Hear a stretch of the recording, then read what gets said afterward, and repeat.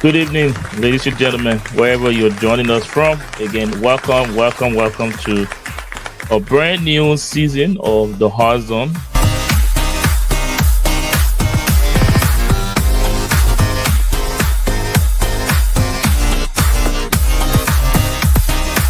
On the Hard Zone, we try to keep our conversation free from any bias. And just by way of disclaimer, all of the opinions and positions that will be offered on this network and this podcast tonight is not the official position of the network, but that of the individual panelists that will be offering them.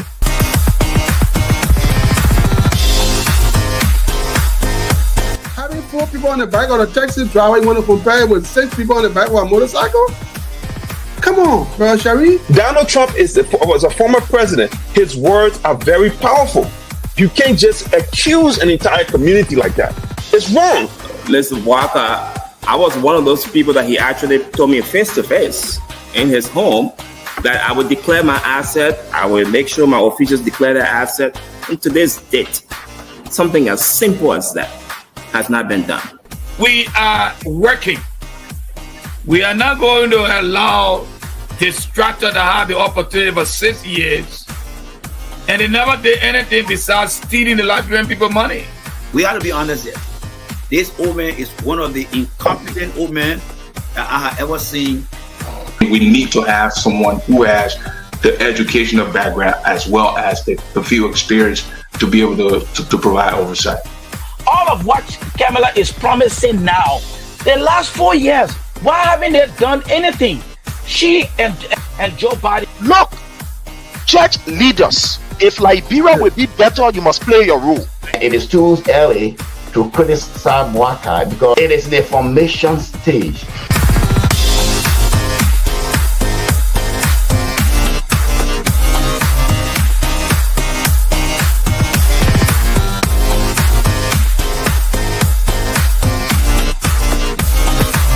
Again, I'm your host. My name is Derek Yale, and let's get started.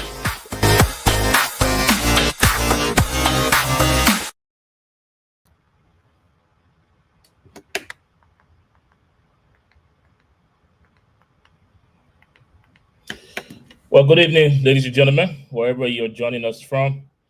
Let me say welcome to the Liberia Radio and Television Network, and welcome to episode 8, season 7 of the Hard Zone. If this is the first time joining us here, the Liberia Radio and Television Network is a local media institution right here in Northeast Philadelphia, and we have our office open in Liberia for business as well. So make sure you check us out on Facebook at LRTN Live or the Liberia Radio and Television Network. And also we have our webpage open where we share resources from Liberia and the diaspora. So make sure you check that out on LRTN.net. And this podcast is being live streamed on YouTube. So make sure you're following this network on YouTube as well. Same name. LRTN is proud to present another episode of The Hard Zone. And if this is your first time here or if you've been here, you know that The Hard Zone is an opinion-based talk show where we feature a team of panelists from different political ideologies, ideas, and different political persuasions. And here on The Hard Zone, there's no gimmick, no fluff, just real talk. And just by way of disclaimer, all of the positions and opinions that will be offered on this network tonight is not the official position of the network, but that of the individual panelists that will be offering them. My name is Derek Yale, and obviously I will be playing host tonight. And very shortly, our team of panelists for this episode will be introduced to you. If you're watching us now, I'd like to encourage all of you watching us to please make sure you are following this network. And more importantly, make sure you're sharing this podcast on your individual social media pages so that you and your friends and family may be able to benefit. Just to give you a heads up on what to expect tonight, this is a special episode because we have a guest with us tonight and a guest panelist. And we have the president of the Unions of Liberia Associations in the Americas, Mr. Mohammed Keita. He will be joining us tonight to talk about a host of issues in Liberia and in the diaspora, specifically the issues relating to deportations here in in the U.S., as it has been alleged that over 1,500 Liberians will be deported. So the government of Liberia responds to that, as well as ULA's response to that. We hope to hear from President Keita tonight as he talked to us, amongst other things. And we have our panelists here, as always, on every episode to discuss the issues here in the U.S. and also in Liberia. So we have a show packed tonight. So before I hold you any further, first, let me again ask you, please, if you're watching us, to please share this program and make sure you're following this network. With that being said, let me introduce my team of panelists, and then I will bring on the president from ULAD, and then we will get the ball rolling with our discussions. Mr. Bishop Reeves, Mr. Jai Winkin Weah, Mr. Agnew Brown, Mr. Ayiti Williams, Mr. Martin Boda.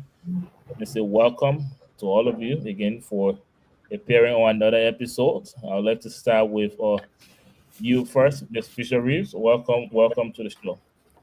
Thank you. It's always a pleasure to be on the show, and I want to say I'm grateful to all of you that's on this platform, and I believe we're gonna have a good time tonight. Thank you very much, Bishop Reeves. Mr. Jai Winkin Weah, welcome to the show. Thank you, fellow panelists. Let's do it. Thank you very much, Mr. Jai Winkin Weah. Mr. Agnew Brown, welcome to another episode.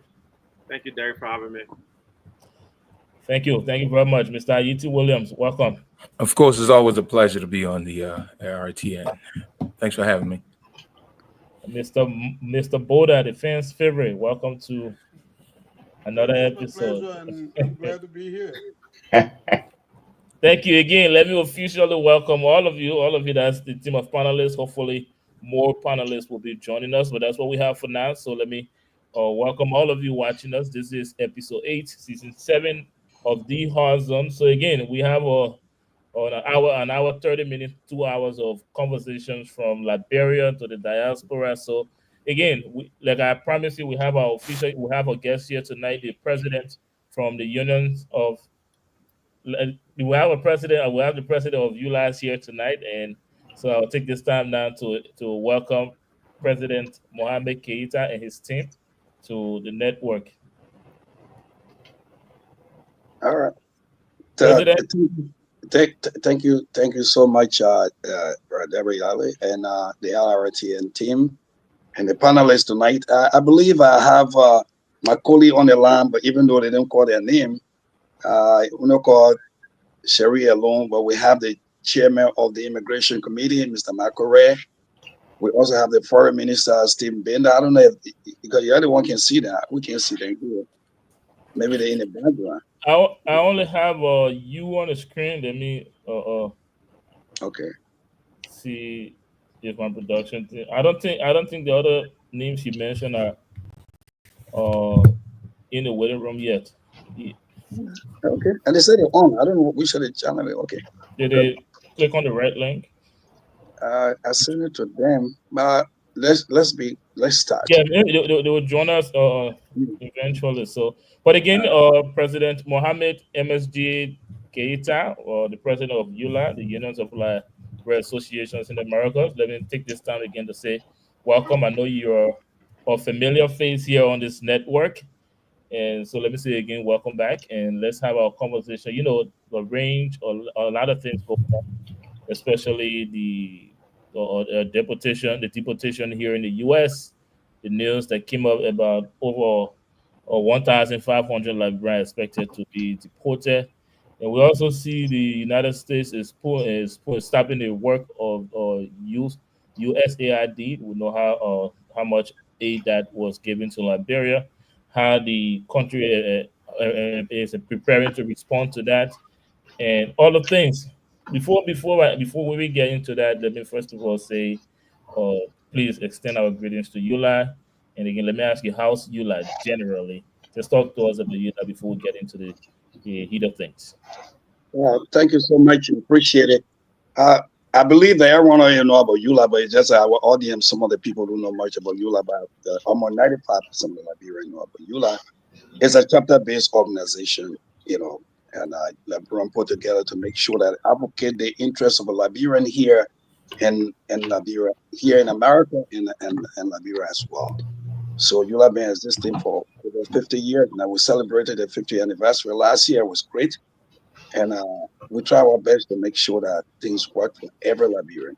So ULA is comprised of Liberian, any organization within the diaspora, they are part of ULA, including our county's organization, they are part of ULA as well. So we are here for our people. So we'll do everything to seek the Liberian people interest. And you've been doing that for so long, for over 50 years.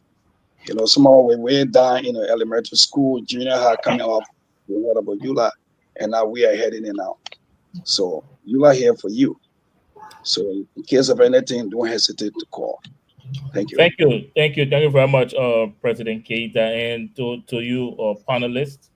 I want for us to have this conversation or interview with Mr. Keita on three main issues. One, we talk about the affairs of ULA, how ULA is doing, and we get into the deportation issue, ULA's response to that, and also Liberia's response to that, and also we'll talk about the United States and stopping the services of United States, the USAID, and we will have President Keita talk to us about ULA's response and how they are interacting with the government of Liberia as far as reacting to that. So if you can tailor your questions around those topics, I will appreciate it. And I will go to each of you for one question, and we'll give President Keita the chance to answer. But before we get into the questions, let me recognize the presence of Bishop Hagar. Bishop Hagar, welcome to the show. Thank you very much. Thank you. Bishop Reese, I would like to get the question rolling with you. The president of ULA is here, President Keita. Bishop Reese. It's always a pleasure to have you, Mr. Keita, represent the Liberian people in the diaspora. One of the first things I would like to find out from you, Mr. Keita, what efforts or what is it that ULA is doing when it comes to helping Liberians in the diaspora to get acclimated, to get regularized, for Liberians in the diaspora to have a system where they can get acclimated, they can get they can become legal. Is there any program that ULA is putting together to help Liberians coming from overseas to come to the United States to get acclimated, to have jobs, and to get them acclimated into the system in America? Is there any program that ULA has and that Liberians can take advantage of? Yeah, let's say most time when people travel, Liberian travel here in America, and sometimes they enter in this country and they have a problem, and it depends the state they live in and the call ULA. Most of the time we engage our chapter leader within that chapter to make sure that person's interest is being addressed. Like a Liberian that came here some time ago, many of them, he had a serious issue with his wife, and somehow intervened to make sure that things work for them as well. The bottom line is, what are we doing to help? There's so many ways we help Nigeria. And like during the time of the Civil War, ULA took the mantle from the beginning to almost the end of the war, to make sure that Liberians qualify to have status in this country during the time we have traveled in our country. And ULA championed that cause as well. And then from there, if after the war, then they tend to send some of them back home. They say the war over. And we requested to see how best way Liberian can stay, because some of them have children, they married, they got family, to make sure that they can stay here. you know. And besides that, again, we also during the time of the Ebola, we have stepped up to make sure that Liberians at least get access to medical, facility and whatnot. We try our best to talk to the government here, UC and other organizations to make sure that Liberians at least benefit from that. And that all depends on as well people that live in America. Somebody will come to this, my family have a problem and whatnot, and we'll go there. So it has been just time and time. Like we will get to the depth part of that. A Liberian who got stuck, lived here for more than 25 years, doesn't have document, but he has a house, he got family, but he can't get out. So some of those things in the pipeline. So I have a lot. Let's continue this. Thank you.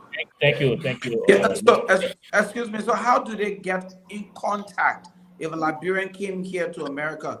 How do they get in contact with ULAB? What is there anything out there that they can use to call phone number, email, or what? How can they get in contact with you? We advise Liberian whenever you enter United States and you happen to be like in my state like New York, we encourage you to register with the organization on the ground. It's very important. So anything you need will be listed. If you have problem, you will first of all engage your chapter leader, who will in turn call ULA, for assistance. That's how we do it. But it's chapter based. So if you enroll on it, make sure you check your chapter leader there to be part of that. Here is another key. Thank you, Mr. Moderator. Just touch this. Most time Liberians reach in this country here, someone else say, you know what, I ain't got time for that. I think every time they're doing it. But when trouble comes, that's the time they want to show up. Like a Liberian who decided to leave the organization here in my own state. He got tired, he got busy. I don't have time. But guess what? So sorry, the brother passed away in the house. We didn't even know. After a certain time before we found out that only the skeleton was there. So always we encourage every Liberian reach any state here, please contact the social leader there and be part of the system. Thank you. Thank you. Let's recognize. I don't know if Mr. Ware is with us. Mr. Oh, we lost him. Let's take two questions. Let's hear from Mr. Brown, and then I will take a question from you, Bishop Hager. Yeah, thank you, Derek. It's a pleasure to meet you, Mr. Keita. Now I got a question. You made a statement when you were introducing your ULA. You said ULA is for all organization in America. If I could be wrong, but I believe that's what you said. I want you to please help me elaborate on that, because the reason I will like a help on that, because in the metropolitan area, over 10 years, and I haven't really seen a ULA presence. So I want you to please help me on that statement that you made, because I've been around a lot of organizations here, and ULA presence is not felt here. Thank you, Mr. Brown. Mr. President, if you don't mind, let me take one more question, because we have a lot of panelists here tonight. Let's hear from Bishop Hager. Well, Mr. Mohammed Keita, thank you for the excellent job. Thank you that you are doing. We do feel your presence. You have a wonderful chapter with Liberian Association of Pennsylvania that work on your auspices. I am the Secretary General. Oh my God! Of the Ministerial Alliance of the. Let's see. Now listen. My question is referring to my city, Philadelphia. I know you are aware that Philadelphia, Woodland, and the rest of the place becoming Africa time. There are millions of dollars have been generated to make that whole place Africa time, attracting a lot of Liberian business to empower Liberians. My question now is, what ULAB is doing with the project implementers to have Liberia having a real solid position in the Africa time? Because I know I learned that the Ethiopian, the Somali, and the other people are making significant headway, and we have the highest population here. What are the projects that you have identified working with the local chapter here that, I mean, when the Africa Town is completed, this is a Liberia part of Africa Town. That's what I want to know. Thank you. Mr. President Keita, before you respond, let me just recognize Mr. Ware and Mr. Barkley. I believe they are part of your team. So if you guys can introduce yourself and welcome to the show. Thank you. Let's start with you, Mr. Ware. I'm sorry. Go ahead. My name is Michael Ray, and I lived in the state of Rhode Island. I've been with EULA since 1993. I've been with EULA organization. I chair the EULA organization for immigration under the Mohammed Kroman administration, Rashid administration, Watson administration, Wetty was the last person that I chaired the immigration. I have the senator that introduced the Liberian Fairness Act in Congress in my state. He's now big Senator Jack Reed. You all know that. I work with Senator Jack Reed. I work with the late Senator Westerfield from Minnesota, Congressman Weston from New Jersey, and you name it. Up to now, I even work with the former U.S. ambassador to the UN, Lena Greenfield, when she was then Honor Secretary of State for African Affairs on the EULA crisis, on Liberian crisis especially. And today we have Liberians that have green cards because of our effort. Thank you, Mr. Oday. Now let's hear from Reverend James D. Barkley. Please introduce yourself and tell us about your position in EULA, if you don't mind. Thank you very much. Let me just begin by apologizing for arriving late tonight. I had a teaching assignment in the church, but my name is Reverend James Barkley, and I serve as first vice chairman of the board of directors of the union. I work closely with the administration, and I direct the issues that will help to strengthen Liberians' participation in the American culture and society. So it's my honor to be here tonight, and I will give the president the opportunity to begin answering the questions that were posed before I can come in later on. Thank you very much, Mr. President. Back to you. I believe you still have the two questions that was asked to you earlier. Let me answer the second question. I just want to say thank you so much, Mr. Secretary General. Emma Haas is off for the Pennsylvania chapter. Great chapter. Africa Town. We used to walk to Staten Island and say, if you want to go to Liberia, go to Staten Island. But today, you want to reach Liberia, go straight to Philadelphia. The reference issue, what are we doing? This administration just started, and a lot of things in the pipeline. I even started something, the president is aware of it, but want to keep it undercover until God can make it go through. And I went as far, I made a deposit of almost $10,000, but I don't want to disclose, we'll leave that out yet. Let's leave it and it will come down. But I just want to say thank you, Pennsylvania, you're doing great. We appreciate you. Now, coming to the other question regarding the brother from the Metro. What state is that? Which of the state are you? Because you said Metro, because we got Metro in New York. Metropolitan. The chapter in Trenton, in Central Jersey and the metropolitan area. Central Jersey? Correct me if I'm wrong, Mr. Brown. Central Jersey. Yes, you're right. I can read it. I can elaborate a question if you want. No, I got a question already. It kind of surprised me when you said you live in New Jersey, Central Jersey, and we have a very strong base chapter there, one of the stronger chapters. Yeah, a Jersey chapter. The former president who just resigned, Anthony Pay, he was the last person which chapter getting the pretty soon to have a leadership. See, these are some of the things we're talking about. When you're in a state, I don't care what happened. You will hear something. If you don't hear anything, you will hear Barrow and in New Jersey, Barrow and IE Plain. You will hear something. I don't care what happened. You may not see EULA present, but if you participate in the chapter that there, then you will know the value of EULA.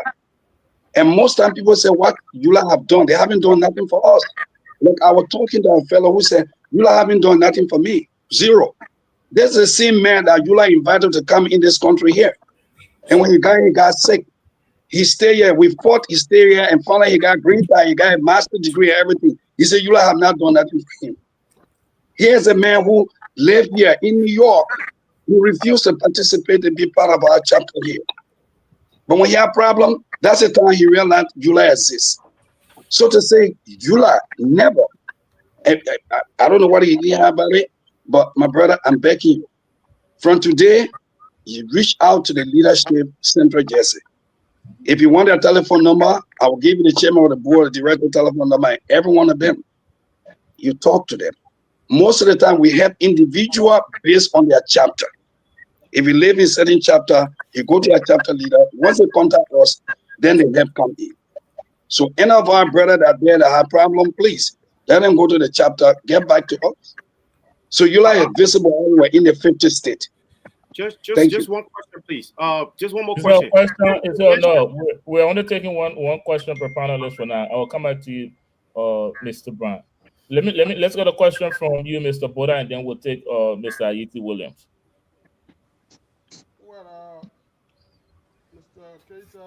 Mr. Boda, do you mind moving closer to the microphone? Well, my question is in line with our current status and situation that is currently in terms of the Liberian that has in. You can hear me? Yeah, please. Can you hear me? Can you hear me? Now I can hear you. All right. My question was in line with what is Eula going to do in providing some law assistance to Liberians that are finding themselves in a situation of deportation or having what? status. Is there any program or any legal arrangement being made to help resources that they can reach out to in guardians in what they face right now, those that have status issues? Mr. President, I believe you heard Mr. Boda's question, but if you don't mind, we'll get to that topic next after every panelist have resolved your question on the affairs of Eula, and that's our next topic. Mr. Boda, I will come back to you if the president needs to reiterate the question, if you don't mind. Let's hear from Mr. Ayiti Williams and Mr. Jawikin. Thank you, Derek, for giving the opportunity. So I want to first of all thank the president of Eula. I'm pretty sure that you have a monumental tax, just dealing with all of the situation that's unfolding. But I'll ask you my question real quick, and it has to do with reforms needed for Liberians in the U.S. So from your own perspective, what specific reforms are needed to ensure that Liberians in the U.S. are treated fairly and given up the opportunities for citizenship, particularly those who have lived here for years under temporary status? Well, the only thing we tell the people, first of all, thank God we managed to appeal to the government of the United States through the former president Joe Biden, who extended the TPLs or DED to next year, June 30th, 2026. So Liberians should take the opportunity to at least try by all means, and it depends the year you came.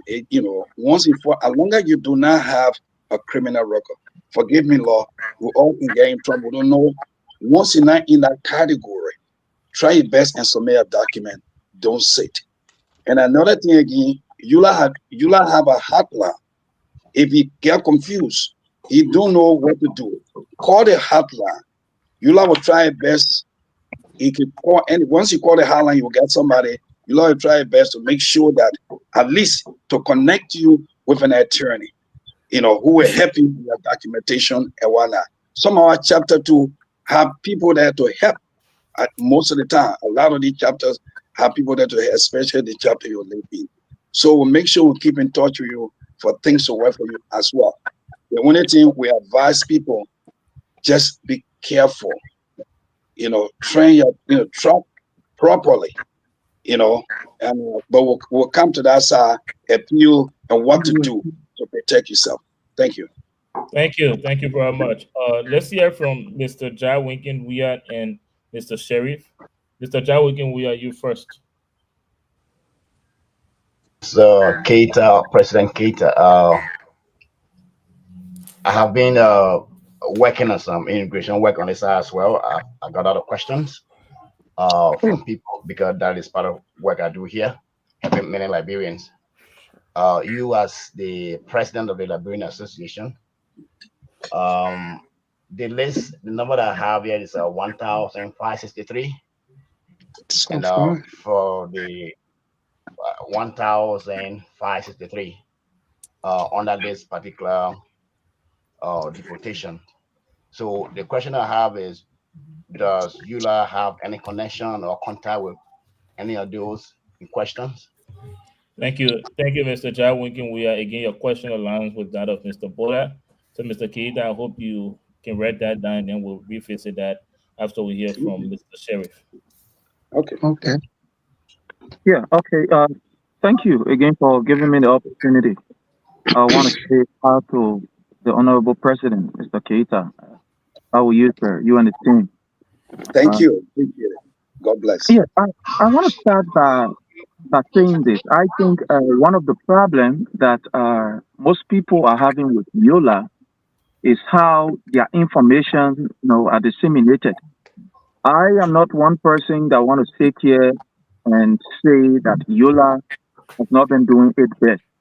I think EULA has been trying in the midst of difficulties. Yes, I do have, personally, my own personal issue with EULA, but I think they've been trying.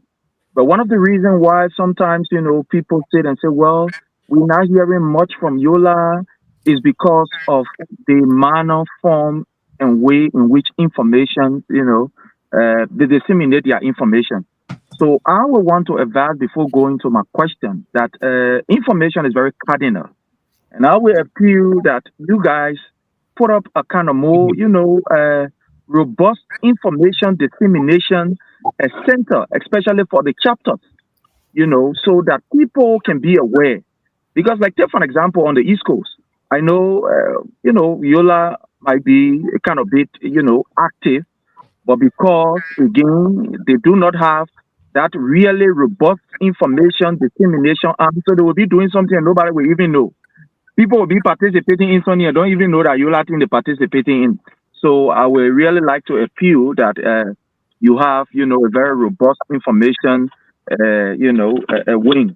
But my question would be, what are you doing? Because I know with this issue of deportation, it's not only up to EULA. We should not put all of the blame on EULA. But the government of the Republic of Liberia also play a pivotal role. So what are you doing? I mean, working along with the government of President Boueka, because I know they set up something, according to them, they have a kind of diaspora, someone who represents the diaspora. So what is EULA doing to work along with Liberia? I mean, the government of Liberia, foreign ministry, in ensuring that we can be able to adequately make sure that our people, are not hugely affected, especially those who are not in any kind of criminal or whatever act, that will really impede their status. So what are you doing to work along with the government in ensuring that some people, are safe of this? Thank you. Thank you very much, Mr. Sheriff. Can I say something quick? Bishop Hagar, the president have 3 questions to respond to. I will recognize you right after the president and respond to those questions. It's just in line with what he's going to say. Go ahead. Well, I just wanted to say to all Liberians, I'm the secretary for all the churches here. Many of our people, they don't come to our Liberian churches, they go to other people's churches. And we'll tell them, listen, we are your brother.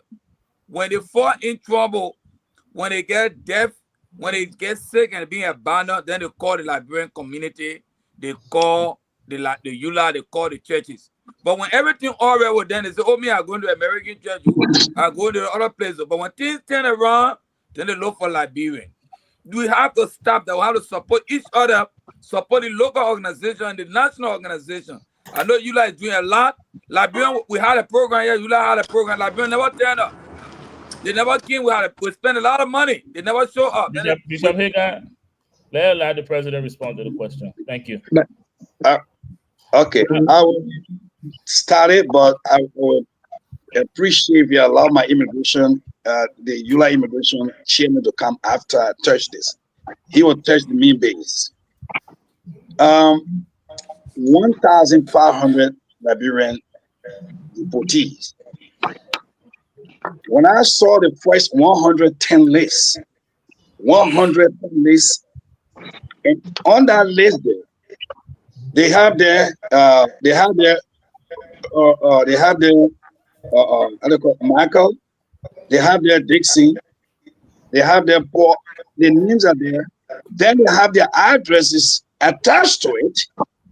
Then they turn around the country, the state they're living in, and they also have their addresses in Liberia, what country they're from. I became very suspicious. How the person get this information? Is that the kind of information the immigration people give? I mean, everybody here will write it. You see people names listed. I know some people saw their name there, I don't know. But when we ask questions, we're not getting no answer until the foreign minister came to say that 110 list, she said they were worried about the Liberian government, worried about it. When they say only 3 persons were on the list to be deported yesterday on the 5th to be deported Liberia. Only 3 persons so far. But the 110 list, they told me no, it's not true. So let's get it right. Now, you're talking about 1,500 Liberians on the list to be deported. Right now, we're in transition. I don't know where they're getting the information from, who they get it from, because people can push anything from underneath the carpet they just put out there to scare the hell out of people. Somebody put information there. Trump said, effective tomorrow, Labroy DED, everything canceled. One of the find out it's not like that. It's way by 2019. So better be very careful. Don't worry. EULA is working very hard to make sure that things work. So I'd like to give a chance to the chairman of the immigration. So what you is doing, along with the Liberian government, to make sure that Liberians are safe here. Thank you. Before you come in, Mr. Obed, let me just do a follow-up question on the information you just provided. So you said it's confirmed that the 1,500 names on that list is not accurate. Can you talk to us? Is that information coming from the Liberian Foreign Affairs Ministry or is that from the immigration here? 110. The list of people 110 with people addresses. From here in Liberia, addresses also as well in Liberia with a very what country they're from. The foreign minister said she was concerned. The Liberian government was concerned, and they asked question. The people said no, they don't have no 110 to be deported. No 110, only 3. So when you talk about 1,500 to be deported, then you know that 110 have already answered the 1,500 question. So 110 is confirmed to be deported. 110, no, it's not confirmed. Only 3. Only 3. Yeah, only 3. Let's hear from Mr. Ure. It's all right. I'm sorry, Mr. Ure, before you do that, I'm sorry, let's recognize Mr. Dennis. Bishop Reeves, you were here before, right? You just lost connection. Mr. Dennis, welcome to the show.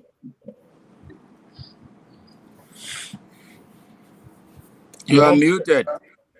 Well, you get it just so that's fine. I said thank you. That's what over there, right? They show packed tonight, but we need some DEIs here. I don't see the diversity of some men. What happened? Let's hear from some black men too. Thank you, Mr. Host. Go ahead. Yeah, thank you. I know one of the questions was what EULA is doing and what the Liberian government is doing for the deportation. How can and then another question was how can we stop those that are listed or those that somebody asked those that have family and children and have homes and they stay on TPS or so, can they be deported? And the answer to all of them is yes. The government of Liberia, when we did it years ago, the government of Liberia, we fought for them not to be deported because the country was not safe, because the economy was not good. And so we had the government of Liberia writing with newspaper clipping and everything that we could produce to show that the country is not safe and the economy cannot absorb these people that have been working, to send them back to somewhere that is not working. Right now, we have to find out from the government what is the employment population, what is the unemployment population. Is it safe to send these people back? Until the government can agree to that, we will have a little bit of problem. So the government starts to start putting her acts together and give us some economic figures.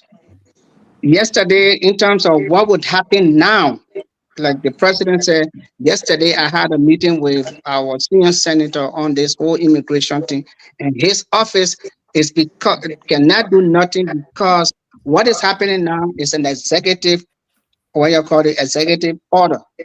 An executive order lasts 1 year. Only the president can give it. Congress has no say over it. Once the president writes an executive order, he has to be executed. The only people who can stop an executive order is through a court. Only the judge can stop it. Congress cannot stop it. So their advice to Liberians was that, see if you all can put up a lawsuit. But lawsuit for this kind of thing is an expensive thing. So he recommended that we join other organizations like the Jewish Anti-Jewish League and the NAACP and the UN ACLU, and see if we are, because the bigger the group, the better it is for them to go. And ACLU is one of those that get government funds to fight for civil liberty. So he recommended that we see if we can, ULA can partner with ACLU, because ACLU is planning to file a lawsuit. But the more organizations like the Somalians, the Ethiopians, the Haitians are all part of that. They're all going to ACLU to see if they can file a lawsuit. Once there's a lawsuit, everything will stop. But until a judge can stop it, whatever happens will happen. So that's why they recommend that if ULA can partner with this kind of group, they will have leeway to see some of the people here. And then we can go back now to say, well, John Brown has been here for 10 years. He has been good citizen. He's been working. In fact, he owned a home. And if we can prove all of those things, that removing John Brown from this country with 2 children that are under, that are 15, 16, or 10 years old, will have an impact on John Brown's life, then the immigration will rethink the course of action. Thank you. Thank you. Thank you Am I very much. clear? So right now, I brought that after I left the meeting yesterday. I called the executive of ULA and presented the case to them. And they have, I think, presented to the board. I got a call today to say I can go ahead because there's a meeting coming up on the 16th with our congressional delegate where ACLU looking for group. The more group they get, they intend to file a lawsuit to put a stop on this whole immigration thing. So they gave me the go ahead to go to that meeting coming on the 16th of this month and put ULA NIDAM as one of the groups that support any lawsuit that will come to stop the immigration executive order. Thank you. Thank you. Thank you very much. I believe Mr. Jai Winkin Weir, you asked a question along the line of deportation. Was that question addressed? I just want to come back and come back to you and see if you still want to, if your question was addressed, Mr. Jai Winkin Weir. Okay, my question was because I say I've been receiving calls to be required to do some immigration, but I don't have. I was unable to answer some of the questions with respect to the exact number of Liberians being affected, and whether, if that is the case, how many of them have been deported anywhere else, or whether they are known Liberians who are being incarcerated somewhere based on the executive order. Let me, Mr. President, if you don't mind. Like the president said, I brought that same question up, and the only genuine number they have is the 3 that were deported yesterday, and those 3 were people that committed crime almost 2 years or 3 years ago. One of them was a drug dealer. One of them attempted to rob a bank. The third person, that's why they were not sure of, but those were people that had committed crime that were already scheduled to be deported. So this 110, I don't know whether even though 3 were among that 110, but they were able to confirm that 3 were scheduled to be deported on February 5th, 2025. Whether it was this or whether it was the act or not, they were already scheduled to be deported. So their deportation did not come because of the executive order. It came because of crime that they committed and they were found guilty. Is them Liberian in detention now because of this order? Do you know? I don't know about the other 100 and something that they talk about. Nobody I'm really. talking about Liberians in general. Is there any Liberian you know of that is in detention based on this order who have been arrested? Not that we know of, but if you know of any of their states that the Liberians could be arrested, especially the state of Texas, state of Arizona, those are states where the governor allow the immigration to go and arrest people. State in the northeast, starting from Pennsylvania down to Maine and Vermont, the governors of those states has not allowed immigration to go just pick up someone. So until the EULA organizations in those states can tell us, I don't know of any Liberian that were arrested because of the order. Thank you very much, Mr. Wade.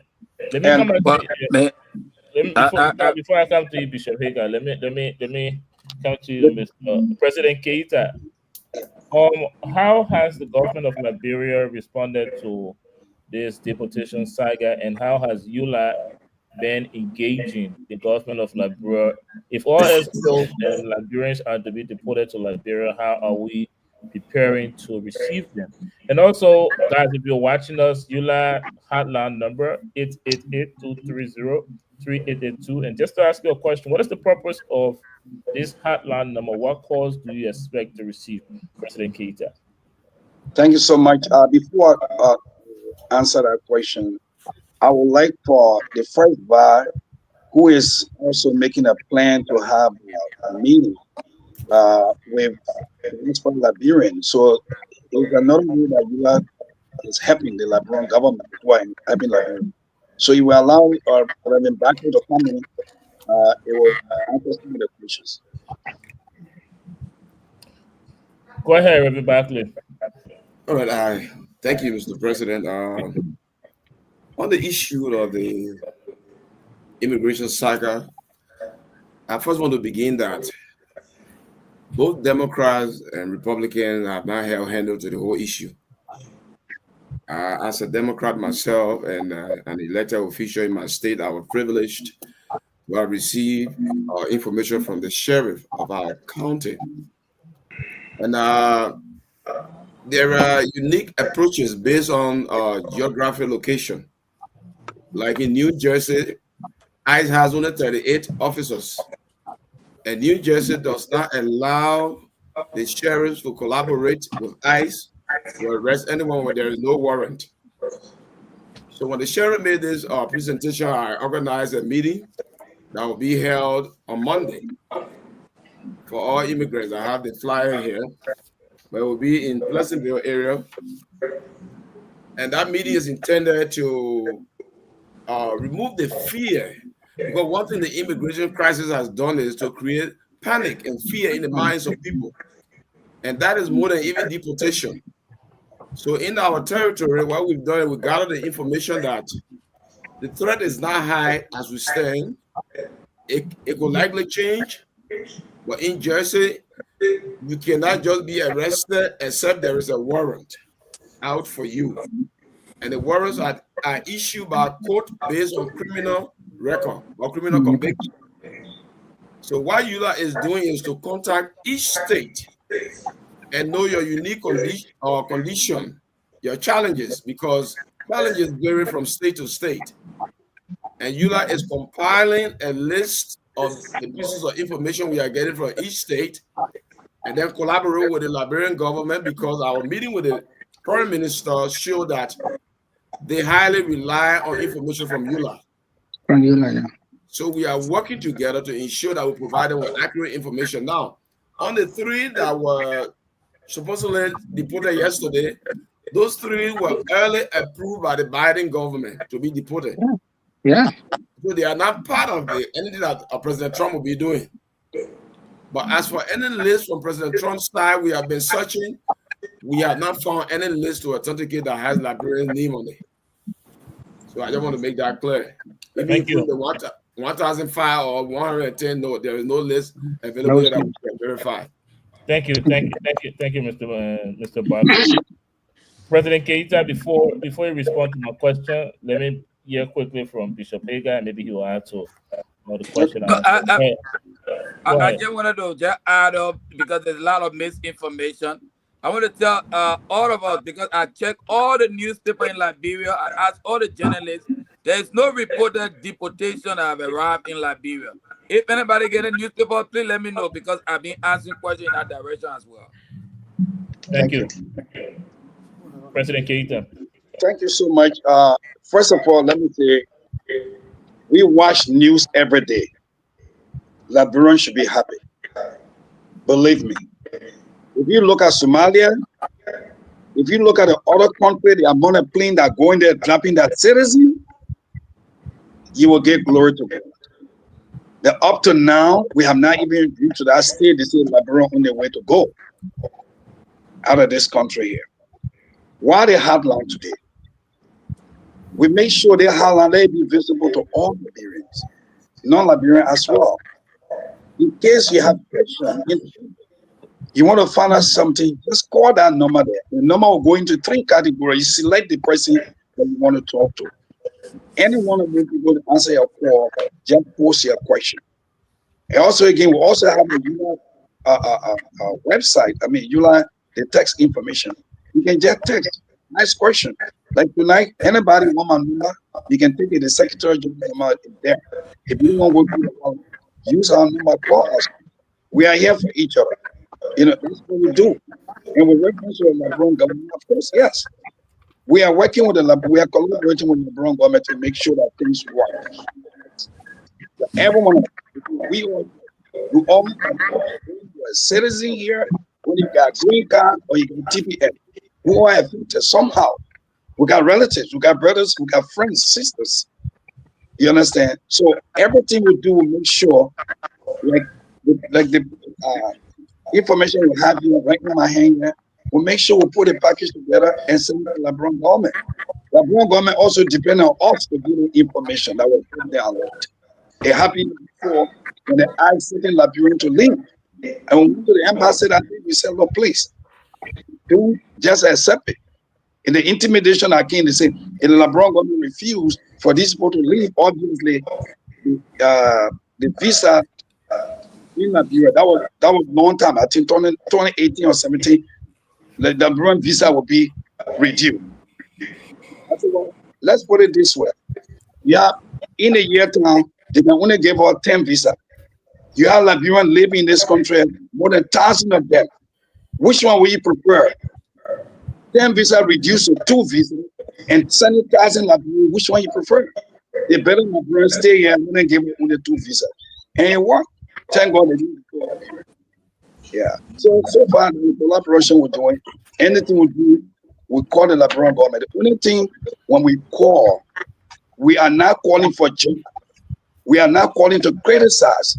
We expect the embassy, the foreign ministry, take our call, talk to us. But you don't, until you come to America, before you talk to them, it will be a problem. When we get information, we send it to you, talk to us. So we're not calling for a job, we're not calling for anything. We're trying to protect our brothers and sisters that are here in this country. Thank you. Thank you very much. Let's hear very quickly from Bishop Reeves and Mr. Dennis, and then we'll move on to other things. Go ahead, Mr. Dennis. Any question for President Keita and his team? Who's me or Bishop Reeves? I'll start with you. After that, I'll take Bishop Reeves. Oh, I don't really have any question. But I would like to make a statement. I guess it could be a question too. I don't know. So the people who are subject to deportation, do they have what's their current status? I mean, are they here illegally? I mean, I guess that's a rhetorical question, but is that the case, or this is just people that Donald Trump is going to round up and randomly to ship back home? I guess I can ask Mr.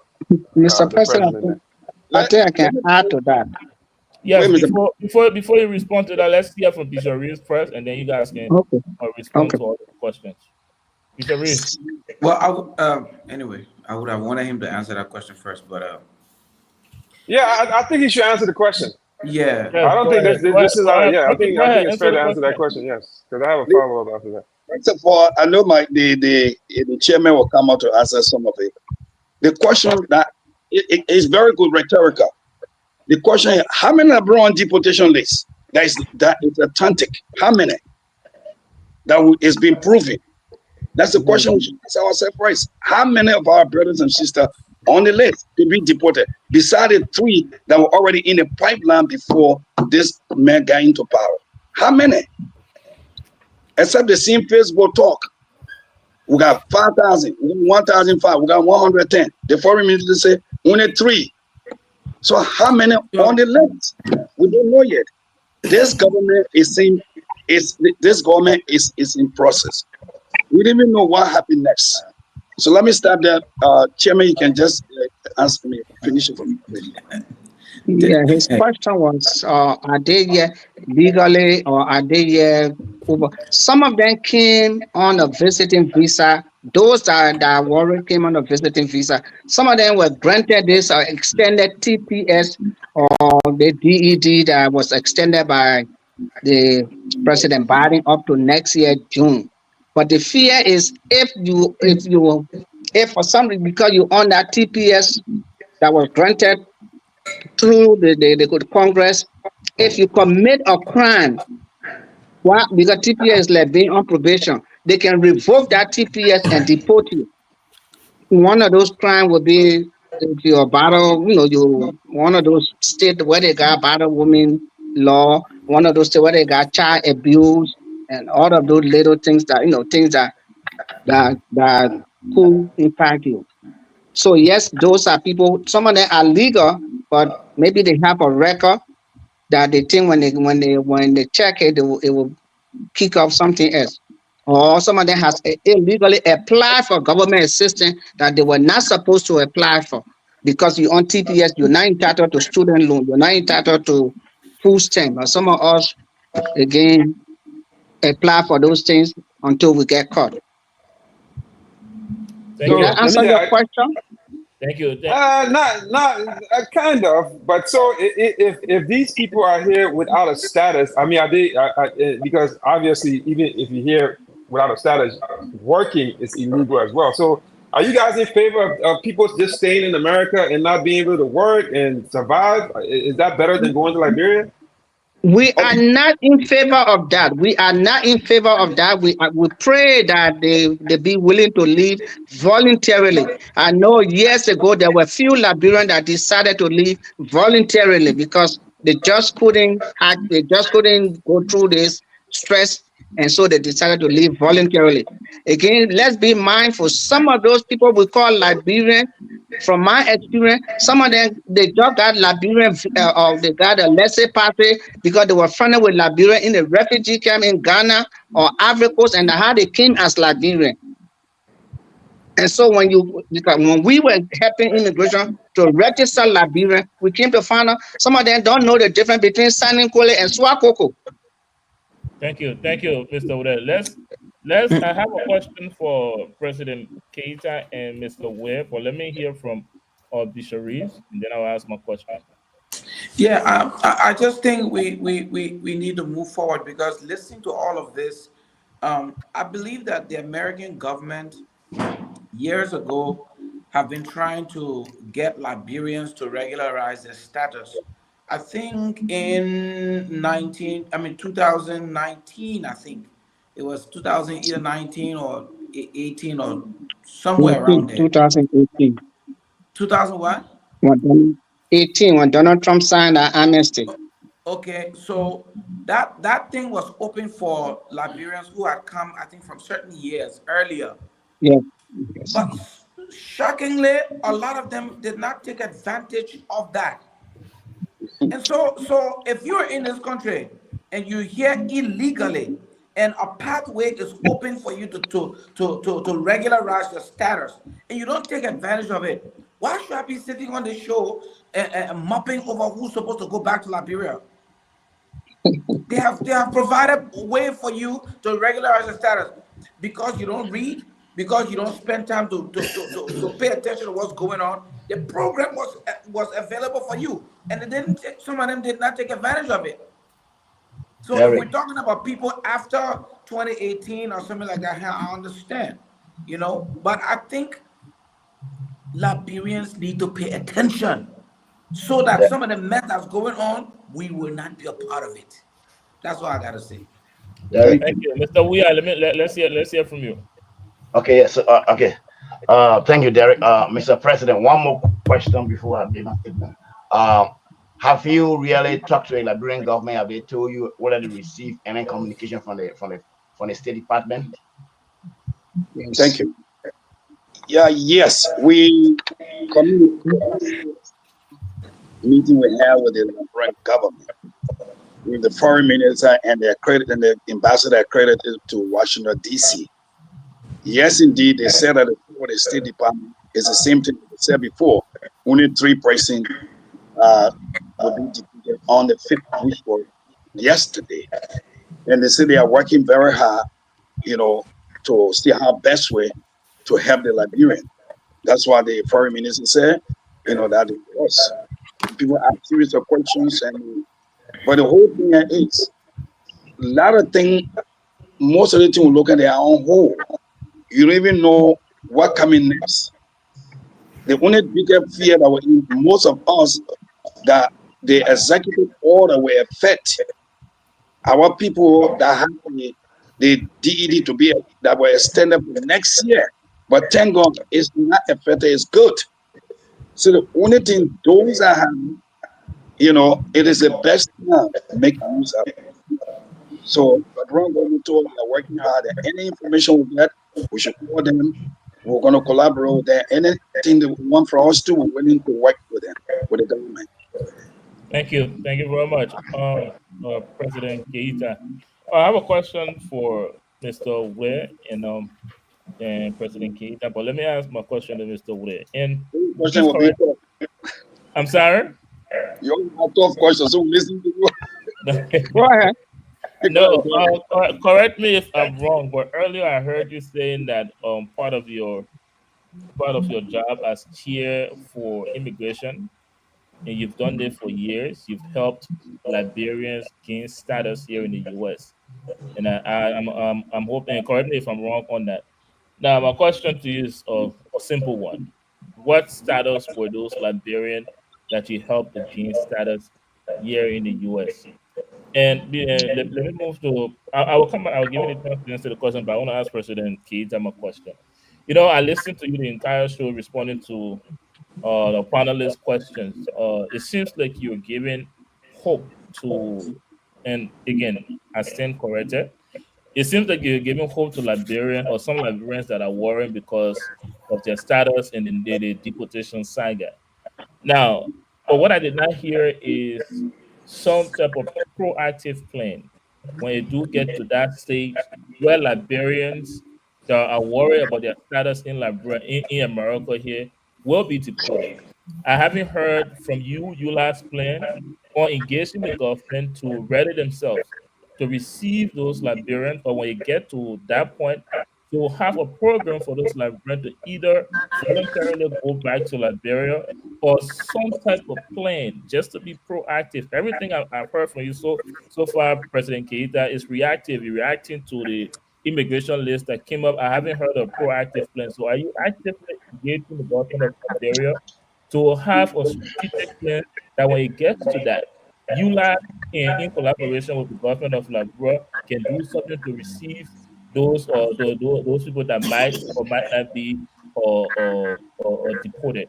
Now, finally, President Keita, would you use ULAC with ULAC influence in America to call on Liberians that oversee, that do not have the necessary status, would you use EULA as official voice to tell to encourage those Liberians to voluntarily go back instead of being deported?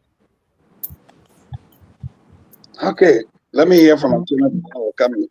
Yeah, Mr. Ude. Well, your first question was, what were the status of the people that we were able to help to get started? Some of them, like the bishop said, some of them have been here.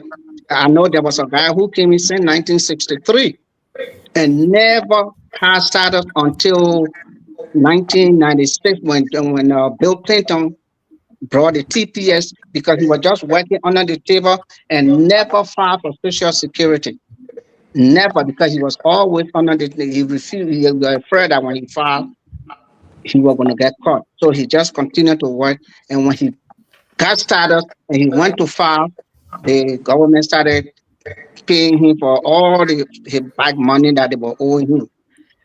There were people who came on the refugee status, but once you come on the refugee status, you either get permitted, or people who came on a visitor visa, but then the visa expired. People who came as a student, the student visa expired. So there were multiple lot of conglomerate of people that came.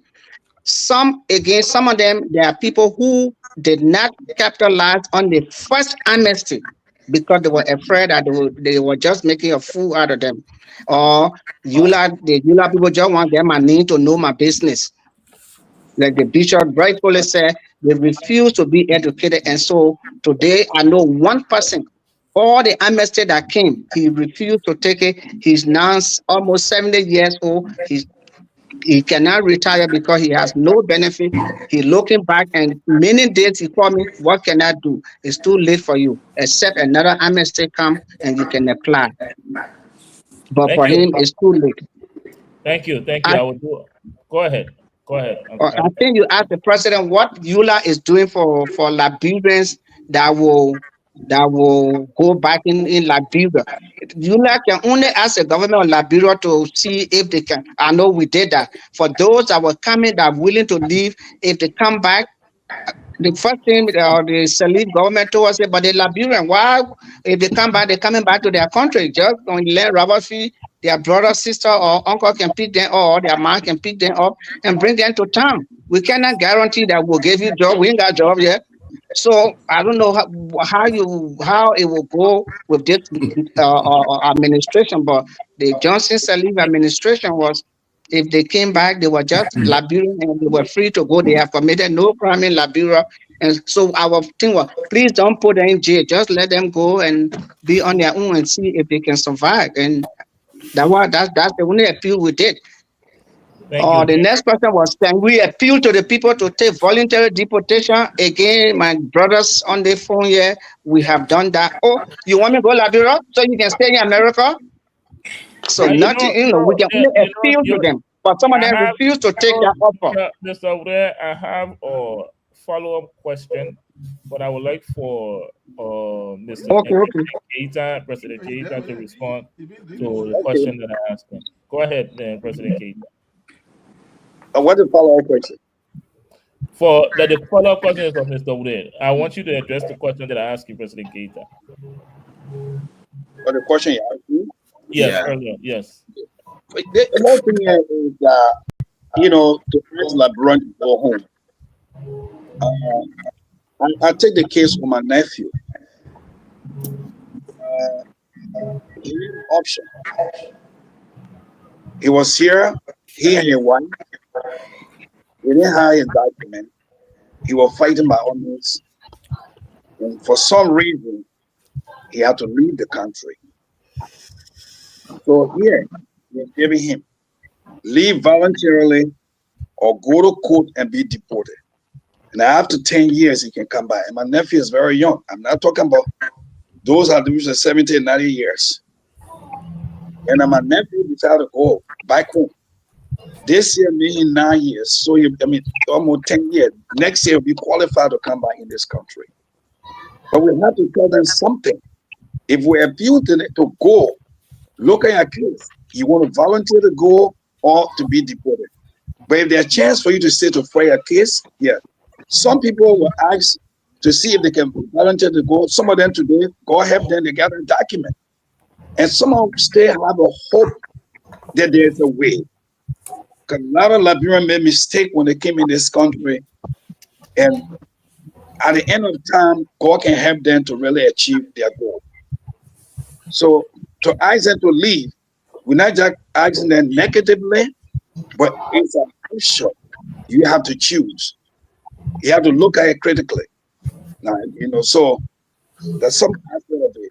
What plan do we have for Liberian back home? The only thing I tell every one of us here, the people who are taking over our business in Liberia. We need to build industry in our country. That's what EULA is doing right now. I hope that program, it will come back later. You won't cut off about the EULA project. We put a resource center in Liberia, which will create jobs for Liberian. We'll be going April, but we'll discuss that later on. So every Liberian, please, we ask you, open little business in Liberia. Some of my cousins open business, like my own brother, he opened a business, he got 2 more. He employed Liberian there to work from the diaspora. So some of the people are living from here to go and they're looking for a job, at least. If you just, hey, my brother, you must to be in Georgia together. I saw my man that you remember Councilor and I'm just married Dex.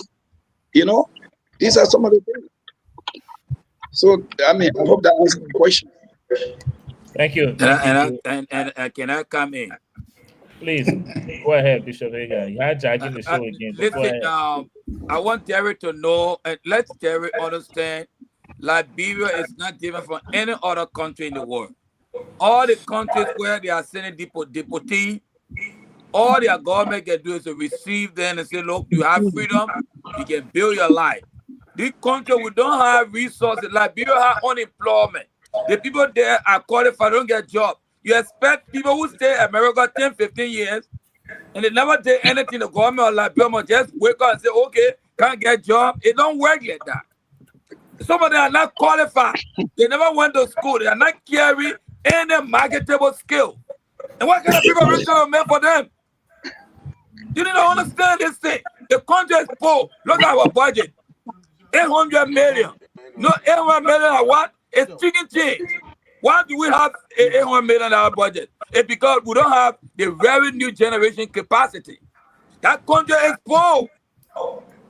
And you need to understand, we have natural resources, but our economy is very poor. And you journalists need to inform the Liberian people. Don't raise their expectations. The government should build houses for them.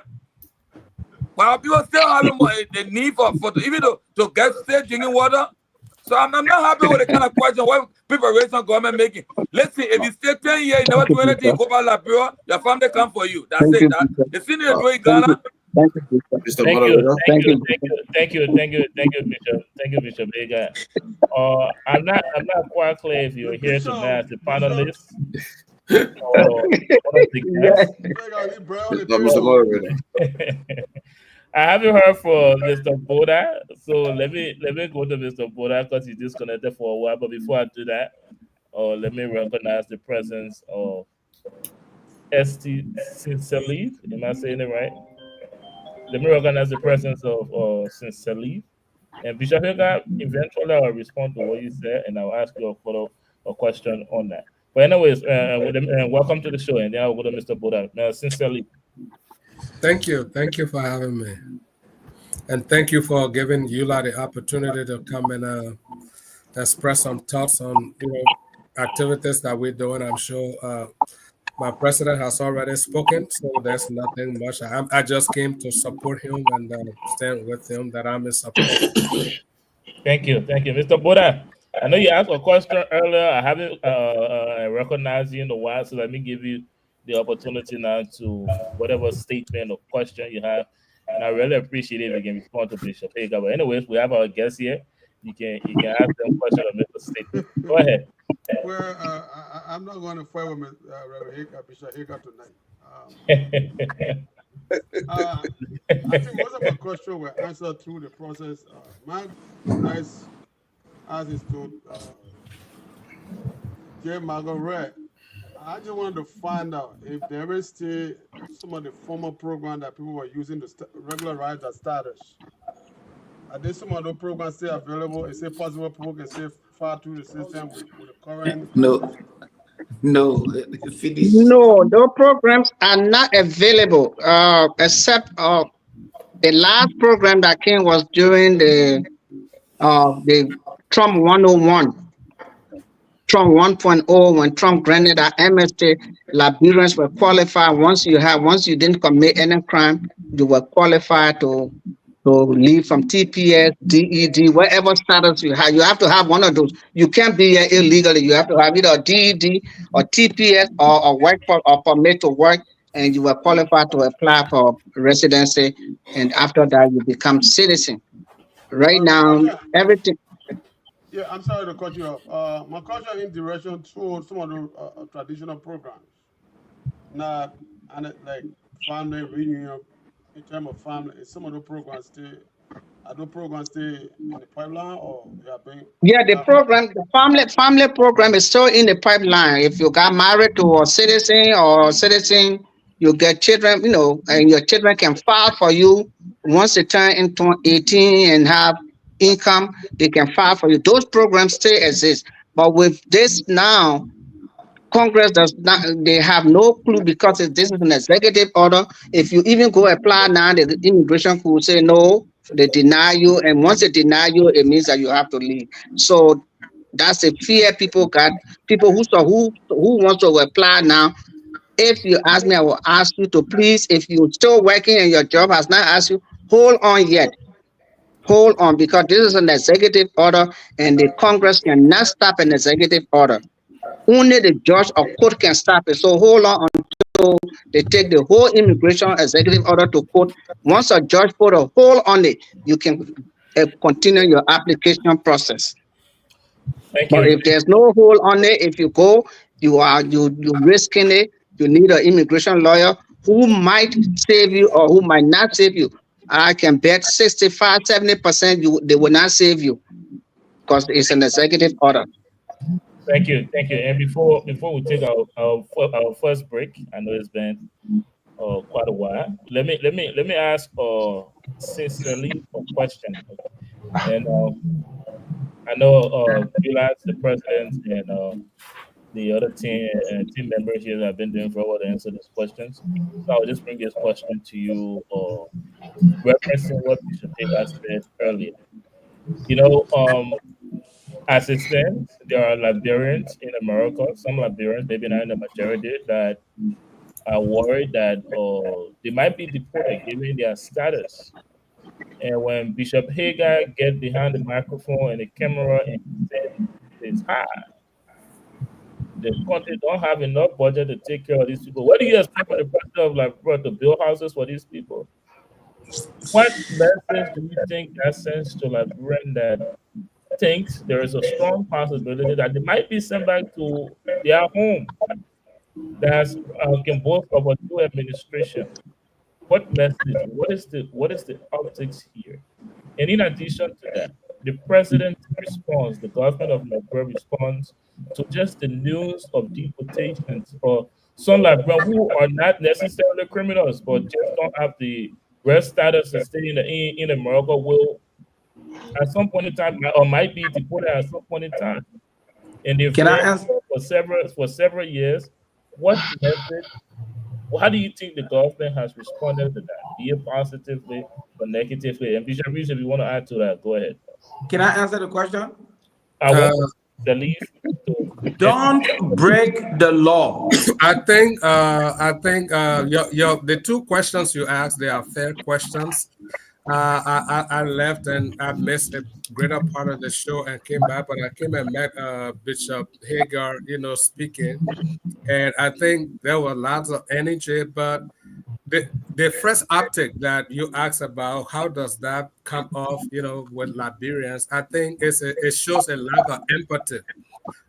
Maybe Bishop Hagar came to America. He was already a U.S. citizen from Liberia, and he came to America. But if he came like every other person came, if he got here maybe on a visiting visa, maybe his wife was here and sent for him, or maybe his children were here and sent for him, and he did not need to apply for any immigration status.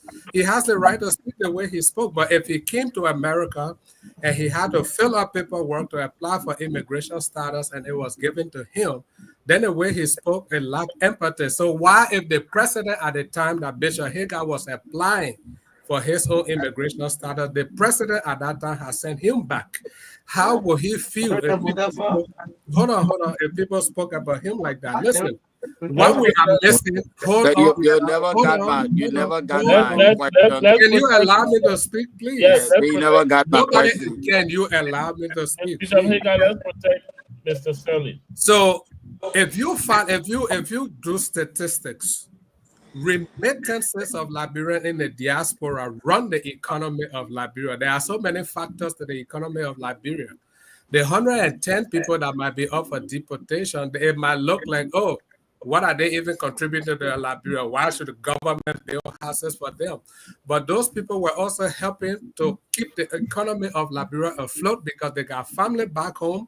They've been working, sending money back home, paying children's school fees, paying house rent, paying things for other people. Those are social services that government have not been supplying to people in Liberia. And it is families of people in Liberia, in America, that are also sending remittances back. I think last year alone, it was over $100 and something million in remittances that Bishop Hagar, me, and everybody on this show who are in America, we sent back. Those are the things that are keeping the Liberian economy afloat. So when those people are deported and you don't have any empathy, that they were not even the words you use, some of them were doing nothing in America. They were not qualified. You gotta know that there are thousands of people, 100 people, if they have some people. For me, I'm from a large family on my father's side, on my mother's side. There are so many people whose livelihood will be affected because those people were depending on these relatives in America to help them. So we gotta be careful with the choice of words. When people say government should find program to welcome these people and re-assimilate them, including those who came from refugee camps in Ghana, that is government's relationship, a responsibility to be able to build social safety nets for your citizens, both those ones that are in Liberia and those that are affected by immigration problems in other countries and got to go back home. Where are the social safety nets that the government of Liberia is building? Government is responsible for the people within the country. So even whether you left Liberia, you did not leave Liberia. So, some of the words, I thought they were too harsh. I understand where he's coming from, yeah, but, you can't just, it's like you just painting everybody with one stroke of brush. What is your conviction? How do you know they're not qualified to work? Did you look at hold on. You are talking about more than 5 minutes now. Did you look at their resume? That you know that they were not qualified to work? How do you speak like that as a Liberian? Thank you very much. I have a right to respond to Mr. Sherif. Let's take our first with all due respect, I think you are not listening to me. I listened to you clearly. The question was. I don't care about the question. I heard your response to the question. Do you want us to have a conversation? No, but Mr. Sterling, you can't say that. I heard his response. We are having a conversation. We are having a conversation. Government should not give that job. Government should not build houses for them. No. You are not listening. You are not listening. Mr. Sterling, you're not listening. Mr. Sterling, if you are not recognized, let's give Bishop a minute. Sorry, moderator. Go ahead. I said Derek asked a question to the president. What preparation the government of Liberia is making? My point is very clear. We all here, we are supporting Backmoon with whatever we have. We all here want our people to benefit. But what I was trying to say is that Liberia we are resource stressed. You, Mr. Sherif, you look at the budget of our country, 800 million. We have a serious problem. This is the lowest budget in any African country. Check all the African countries. We are buying bulletproof cars. Oh, listen now, you're trying to be political here. Mr. Sully, let's get. You're trying to be political. What I'm saying is that when you just look at our budget, the budget based on the revenue generation of the country has economic problem, serious one. We are not saying government should not do anything. But for us, I just started with all the nations of the world where they are sending their people back. The only thing the governments are doing is, oh, you're welcome back home. This is your country. There is no program to say, okay, we're going to find job for you because you have been deported. For us to insinuate that the government Liberia must make plan to give people economic opportunity, I think it's just putting too much burden on the government. That's what I'm saying. Now I'm not being sensitive to the people. Thank you. Nobody can school me because my records are there. I built in a school in Liberia. I'm helping hundreds of people, so nobody can tell me I'm not sensitive to Liberian. Yeah, but you remember that you said they're not qualified to do anything. You remember using those words? Sincerely, thank you guys so much. Let's stay on the economic issues.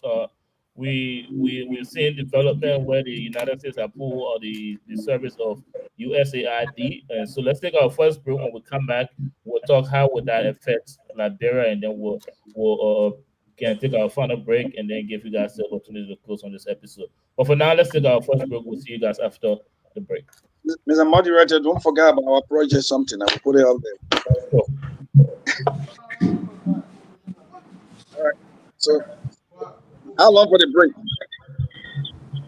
It's going to be, you guys, if you're watching us, this is episode 8 of season 7 of the Hard Zone. My name is Derek Galley, and obviously I'm playing host tonight. I'm here with a team of panelists, Mr. Brown, Mr. Bishop Hager, Mr. Boda, Bishop Reeves, Sister Lee, Mr. Reverend Barkley, Mr. John Lincoln Weir, Mr. Marco J.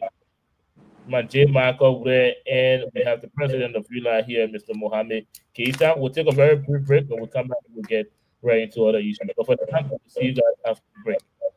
Attention all organizations, NGOs, and social clubs in and out of Liberia. Are you tired of relying solely on social media to run your operations? An effective web platform is your most important marketing tool, and that's where Tiamat.com comes in. Hello, my Liberian people. My name is Sophia, and I want you to consider this. 53% of consumers do online research about an organization before talking to someone from that institution. That means not having a website could be costing you opportunities. Step up your game and establish a professional online presence. Introducing our web platform, designed specifically for 501c organizations, small businesses, and political organizations, social clubs, etc. At Tiamat.com, we understand how important it is to make a great digital first impression, which is why we offer you all the help needed to develop, maintain, and host NGOs and small and big organization websites by giving you a full suite of services that includes automatic billing for members, membership and visitor portals, first-class design and functionality, and much more. The best part is, it only costs $20 per month. Upgrade your image today with our customized web design services. Visit www.tiamat.com to get started. This is a Liberian-owned business.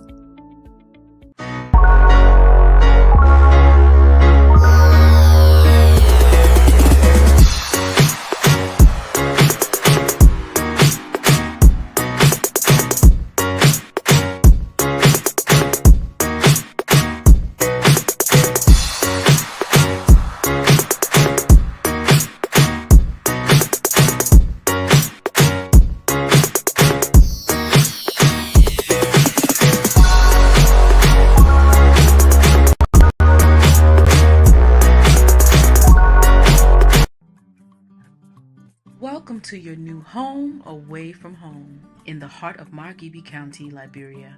This privately owned guest house located at Disco Hill provides a spacious home for vacation rentals, including 3 comfortably decorated bedrooms and 4 bathrooms. Here, we aim to meet the need of every one of our guests. Do you plan on hosting a meeting? Invite your team to our expansive lounging area, which is perfect for conferences. Let our attentive staff help you celebrate life's biggest moments with your loved ones in our spacious indoor and outdoor event area with chairs, tables, and all your event needs. Whether you're visiting home from abroad or right here in Liberia, we're ready to take your call. Welcome home. Call us now to book your reservation at your new home away from home.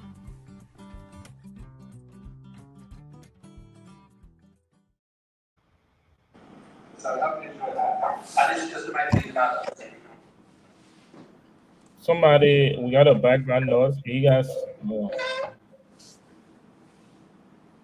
Welcome back, ladies and gentlemen. If you're just joining us, this is the Liberia Radio and Television Network presenting another episode of The Hard Zone. That is episode 8 of season 7.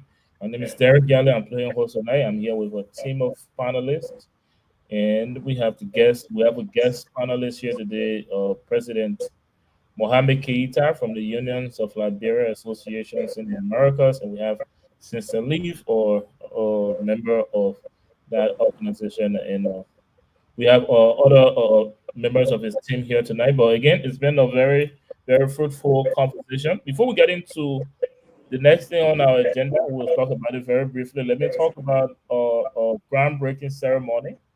That is the Unions of Liberia Association Resource Center groundbreaking ceremony is scheduled for April 25th to the 27th of 2025. So make sure you're saving the date. April 25th is the meet and greet. April 26th, the fundraiser for EULA Resource Center. April 27th will be the groundbreaking and cookout. You have the flyer on your screen, just to contact 888-230 or visit www.eulaliv.org to get more information on this groundbreaking ceremony. Again, it's the EULA Resource Center groundbreaking ceremony 2025. I'd like to go over now to President Keita and just talk to her very briefly about that, and then we will move on to our conversation. President Keita. Yeah, thank you so much, moderator. We really appreciate RTM tonight. The groundbreaking ceremony is EULA for over 50 years. EULA fought by all means to help Liberia here in the diaspora and back home, nationally. Politically, everything EULA have done. But most of the time, question coming from what EULA have done. I think somebody talked what EULA have done. This time around, EULA will be going to Liberia to build a multi-complex that will comprise of a medical center, banking center, women empowerment, area where you have after school program, and whatnot. A lot. We should create job for Liberian home, and whatnot, and all those things. So by April this year, after 50 years, EULA will be going to Liberia to start the bidding project. We appeal to everybody. This is for us, Liberia, in the diaspora back home. We appealing to everybody to help. Even if you give her one bag of cement, it's a help. You give her one load of cement, it's a help. Any amount you can help with. Because when it's built, it will help every one of us. So if you want to ask questions, the information is there. You will see the website. You also see the telephone number. Your calls. You want to come along, we are open. You want to be part of the sponsor, we also open as well. The brochure will be coming out soon. We're putting about almost 4 billboards in Monrovia that will be all over the city and the White Plains where we're going to build the companies. Thank you. Maybe Mr. Reverend Barkley might add something to it. And Salif. Thank you very much, Mr. Salif. And if you would like to add anything to that information. And Reverend Barkley, yeah. Yeah, he's not on the screen yet. That's why. Okay. Go ahead, Mr. Salif. Go ahead. If you would like to add anything to that. I think our president has already captured everything that was said. So people will be traveling definitely from America to Liberia for, to be part of the celebration, the groundbreaking and all of that. And we just want to call on the Liberian populace who want to motivate, energize, and galvanize everybody in Liberia. EULA is working for Liberians, both in the diaspora and in the homeland. I know a lot of people don't know the workings of EULA, but EULA is at the front line and doing so much more than we even announced of the public class. So it's an organization that is fighting for just causes for Liberians, both in the homeland and in the diaspora. And we want everybody to come around, government, private sector, individuals, come around and support this initiative, because you just never know it will impact your family directly, indirectly.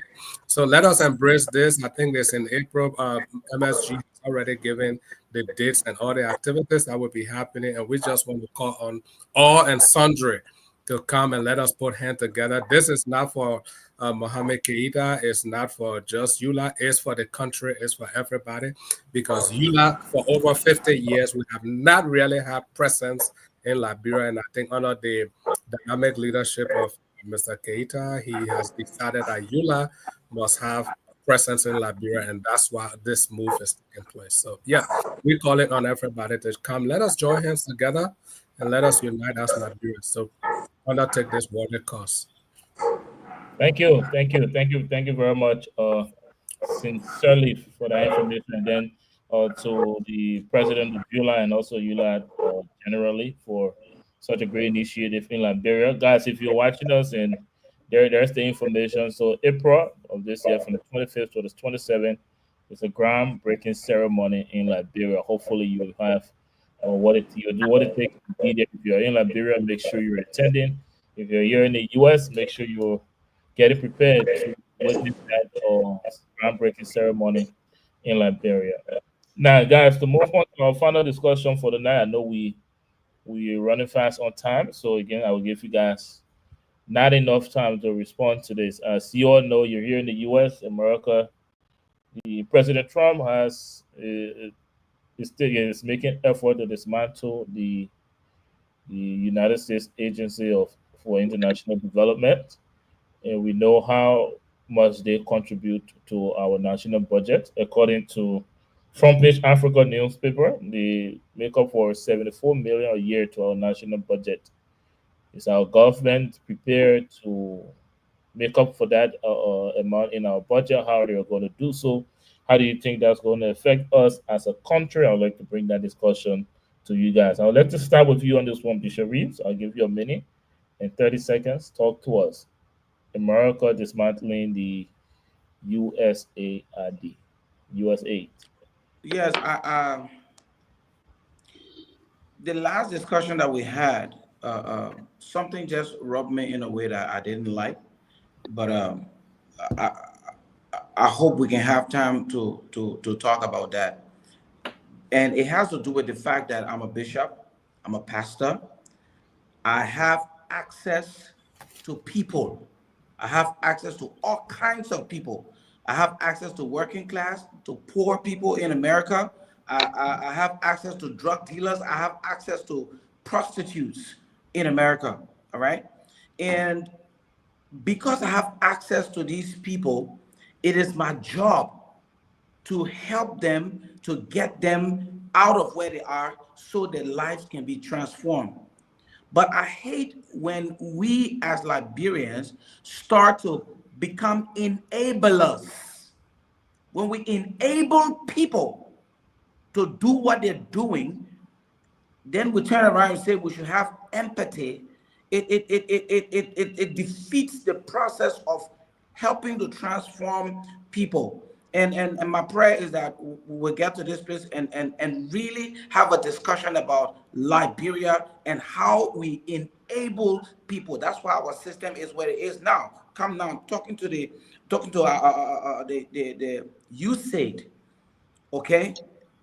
All these years, by now, Liberia should be moving away from USAID. But number one, if we don't invest in education to transform the minds of people, we are enabling them to continue to stay on aid. Now, here's the thing President Trump is saying, they are taking that away because America, they have been using the aid for emergency purposes, but they have been using it for other things. They have been using taxpayer money to do other negative things. And if you look at the list of things that they've been using the aid to do, transgender programs, children's programs, all kinds of things they've been using it for, in Caucasian with helping emergency aid. And so now President Trump has come out to say, we're going to shine light on this.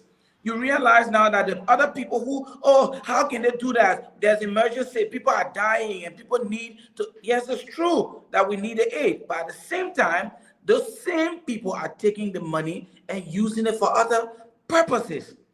So my point here to close out is that Liberia needs to get to the place where we move away from aid and get to the place where we can excel in development in our country. Thank you. Can you guys hear me? Thank you very much, Bishop Reeves. I would like to hear from you, Bishop Hagan. Let me take you next.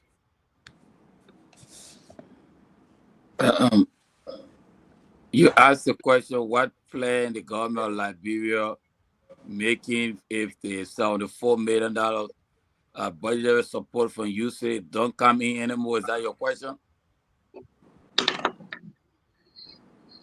Derek, is that your question? What plan do we have if the USAID money runs up? Yes, that's the question. Well, this is further up. It's unfortunate that it just was abrupt. I don't think any responsible nation want to be perpetually on aid. You say doing a lot of work, not just when you look at it, it is actually, it is, I don't want to go into the politics, but you still have been working in area of helping children, malaria prevention, helping in so many areas that our people appreciate. And I hope that, you know, they will have informed our government to let them know that maybe next year or 2 years from now, put your hustle together. $74 million, that is not small money. It's a lot of money. And there are programs in Liberia that we see direct support from USAID program. There are hundreds of Liberians who get employment. I know a very good family member of mine who is an accountant making good money over there that can take care of so many people. So for them to just come abruptly like that and say, oh, we are closing or shutting down USAID operation, I think it wasn't Liberia that asked the U.S. government to create USAID. When USAID was enacting the law, it was during the Cold War. And during the Cold War, they were trying to win political friends. So they had to go with humanitarian assistance to fight against the influence of Russia and the communist countries. So USAID went to buy the goodwill of the people. And we had some of us benefited in the refugee camp. We benefited from USAID programs. So for them to just abruptly, nobody, American government, the president had it right, but just to make it abrupt, we already allocated $74 million in our budget this year for USAID. You just come from the blue sky and say, USAID over. It's difficult for, even when you're running a normal business, somebody just can take $74 million from you. It's very difficult to see how you're going to pull yourself together. But I think it is important for, as the president of Kenya said, I want to tap into that. There's no constant anymore. All the African countries need to come together now and say, listen, we need to solidify our economic interests and don't depend on the soft market. Because every now and then we tell America will give us budget support, so we don't be innovative. I think with what the news that is coming up, every African government need to really think about the economy and say, listen, we don't want anything to take up by surprise anymore. Let's really build our own economy and not depend on it. That's what I would say. Yeah, thank you very much, Bishop Hagan. I'd like to hear from you on this one, President Keita. What do you think? How do you think this is going to affect Liberia? Well, I'd like to come in at the individual and as the president of EULA. I'm speaking on behalf of EULA for the USAID issue because I'm gonna defer a little bit for that. However, the question that comes to mind: what USAID have done for Liberia? What is the benefit? I'm so against the broad close. I'm against that. But here's the issue: $75 million. Can we tap into how we can cover this budget? Your senator that said now in Monrovia, please quote me. I'm not speaking as a EULA president on this. I'm an individual from my personal opinion. How much money our senator they're making over there? Can they take off 50% of that? The representative 50%. Don't touch those people that deputy minister, those people that are sweeping. Leave them out. The minister, the senator, the representative, the president, all of them. If they take all their money, it's more than $75 million. They can cover up. Send the things abroad. I hate it. I don't want for it to be because it would, disenfranchise some of our people that are getting the benefit of medication and all those stuff. You understand? But it shouldn't be panic. $75 million is nothing. Maybe you take all that gas money. And some of them, their car they get, don't buy a new car for them. The old car they get, they can still use our car. Some of them stay in our house there. They can still use our car to drive around. Some of them use our car, tax it to drive to go to University of Liberia. If you can't get all the money, use some of your car, make a cap. Whatever be the case, you seeking the interest of the country. Let them cut it down. Now let's come back to USAID. USAID in Liberia. Who benefit more? That's the question. If you look at it, 90% of what is given in Liberia on a USAID comes back here in America. It comes back here. How does it? How? As you send $1, they send 9 people behind that $1 there. So each one of those people, they make sure they got 10 cents out of that dollar. So the 10 cents remain in Liberia. So what the 10 cents go where? To employ Liberia right there. So 90% of the money that is being sent there, it come back here. So the 10% stay in Liberia. Can we live, can the African Liberia live without USAID? Go yes. If you just stop some of the things, some of the unnecessary spending you're making, stop it. Stop buying bulletproof car. If you stop buying bulletproof car, get people around to protect you. Get some of them Mazda, get some of them Mitsubishi, small car. And then $110,000 car, you just stop it. And don't go that living in Liberia. I'm not too sure whether go living, they say go coming from Cape Mount, they can ship it. I don't know how the government doing it. Somebody benefiting from it. There's a lot of things Liberian government can do to cover most of the thing. I'm appealing personally. Now, EULA, I'm begging you. If the government can look into that, we beg you. You can get your gas money, but you reduce the expenses. If you're making $18,000 a year or 100,000, someone reduce it to 70 or reduce it to 50,000. It's enough. It will help us. So don't be afraid of USAID. The abrupt closure of USAID is not good. Taken by surprise, a lot of people will be hurt. Most people are benefiting medically. Some of them may end up dying. Some of them right now, they don't even know what to do. I just hope that the government of the United States will open the temporal and give time. Up to this time, we will start the USAID project. It will be good. Thank you. Thank you very much, Mr. Keita. Of course, you're now speaking of the capacity as EULA's president. Let me come to you, Mr. Bodat, and just to follow up on what Mr. Keita was saying.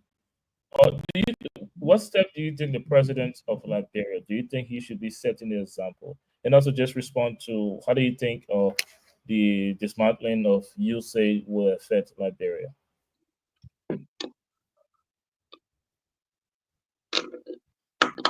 In the United States. What do I mean by that? Like Brother Keita rightly said, users send money to Africa, and that money is followed by expert from here, go there and work for you. Mr. Boda, you're a little bit low. Oh my God. So what I'm saying is that it have an effect on both United States and Liberia, but Liberia is at a more disadvantage in terms of losing the privilege of that money. But Liberia also need to understand that you cannot be on welfare for the rest of your life. There are a lot of waste in our government, like Brother Keita rightly said. We need to cut the waste in our government. There's so much money that is being used around few hands in the government that the Liberian government need to utilize the resources that they collect instead of paying high-end salary. And like I was disappointed in my president coming out to reduce because the user has said, oh, we're taking away what we're giving you. Now he come out, Mr. President, and say, oh, we're giving you $750 gas, 750 gallon of gas. We're going to call it down. We're giving you this. I mean, have you sit down economically and think about how much it takes you to go from Monrovia, from each official of government, how many gallons of gas do they use in the month time? Do we have statistics on that? But it's a shame that we have to sit there to talk about the handout that have been given up for 100 years. So the best we can do is like we have to cut back on our spending and manage cut back on a lot of the waste in our government. And you gotta that's what we need to do. And Africa need to wake up to do commerce. Intercontinental commerce between Africa. We have the resources. We have everything that America is doing to be great. We can open up our corridor. You can have trade, commerce between ECOWAS and the north, the west, and east. This is what America is doing, and that's exactly what we need to do. The OAU or whatever you call them, AU, however you call them, need to go on a drawing board and think critically. That the world has shifted for Donald Trump is there, but let's see what's going on around us. So I'm sorry, I know our small people who have jobs, businesses will use it, will be affected. Thank you. I'm sorry. Something out of Thank you, Mr. Brown. Let's hear from you on this, and then we'll take Mr. Weah after. Thank you, Derek. I wish Mr. Keita, I wish I had time to address some of the issues. I feel like my questions wasn't answered, and I have a lot of questions in regards to the metropolitan area. But I wish, like I said, I wish we had enough time to address that, because I have been part of this community, and like you spoke about the Iron Barrel game, I've participated in them games multiple times. If you ask about Gerard, they will tell you who Gerard is in the area. But I will still put this again and say, and then you don't have to answer this right now. You can answer it later. Please help me understand what's the presidential gap before what's his name? The last election, 2023. Oh, sorry, 2022. The Hector and what's his name? Anthony election. Please, I want you to please help me in the presidential gap, because you insist that within the metropolitan area there have always been a presence, okay? Which I've been here, so and I've been part of the ULA activities. So what I'm just trying to say, some of the reasons that we having some problems, okay, is because maybe you think that there's a presence, but we need these presents before things happen. Okay, I'm not saying that you're not doing your job or somebody not doing their job, but I know somebody not doing their job, because we need these presents before these things happen. Okay, we have a lot of sorry, somebody's facing camera. So yeah, we had a lot of we've been in this community for the longest, and we've seen how the ULA operates and what have happened. So I would just wanted to bring back on that in regards to you saying that the ULA have been present in the metropolitan area for the longest, and I will not remember since 2011 the president before Anthony. If you could help me bring my memory back to that. Of ULA since 2011, before what year was that? I'm sorry. Talon Miller. Mr. Brown, if you don't mind, can you get to what we were talking about? Right. No, that was why. That was how the only thing I had to say. Thank you. Thank you very much. And let's get back to Can you address that in your closing, President Keita? But I want to get all of the panelists' view on, or you say, or you say. I'm sorry, the USG. I struggle with saying that. Mr. Jawiki, talk to us. You're on mute.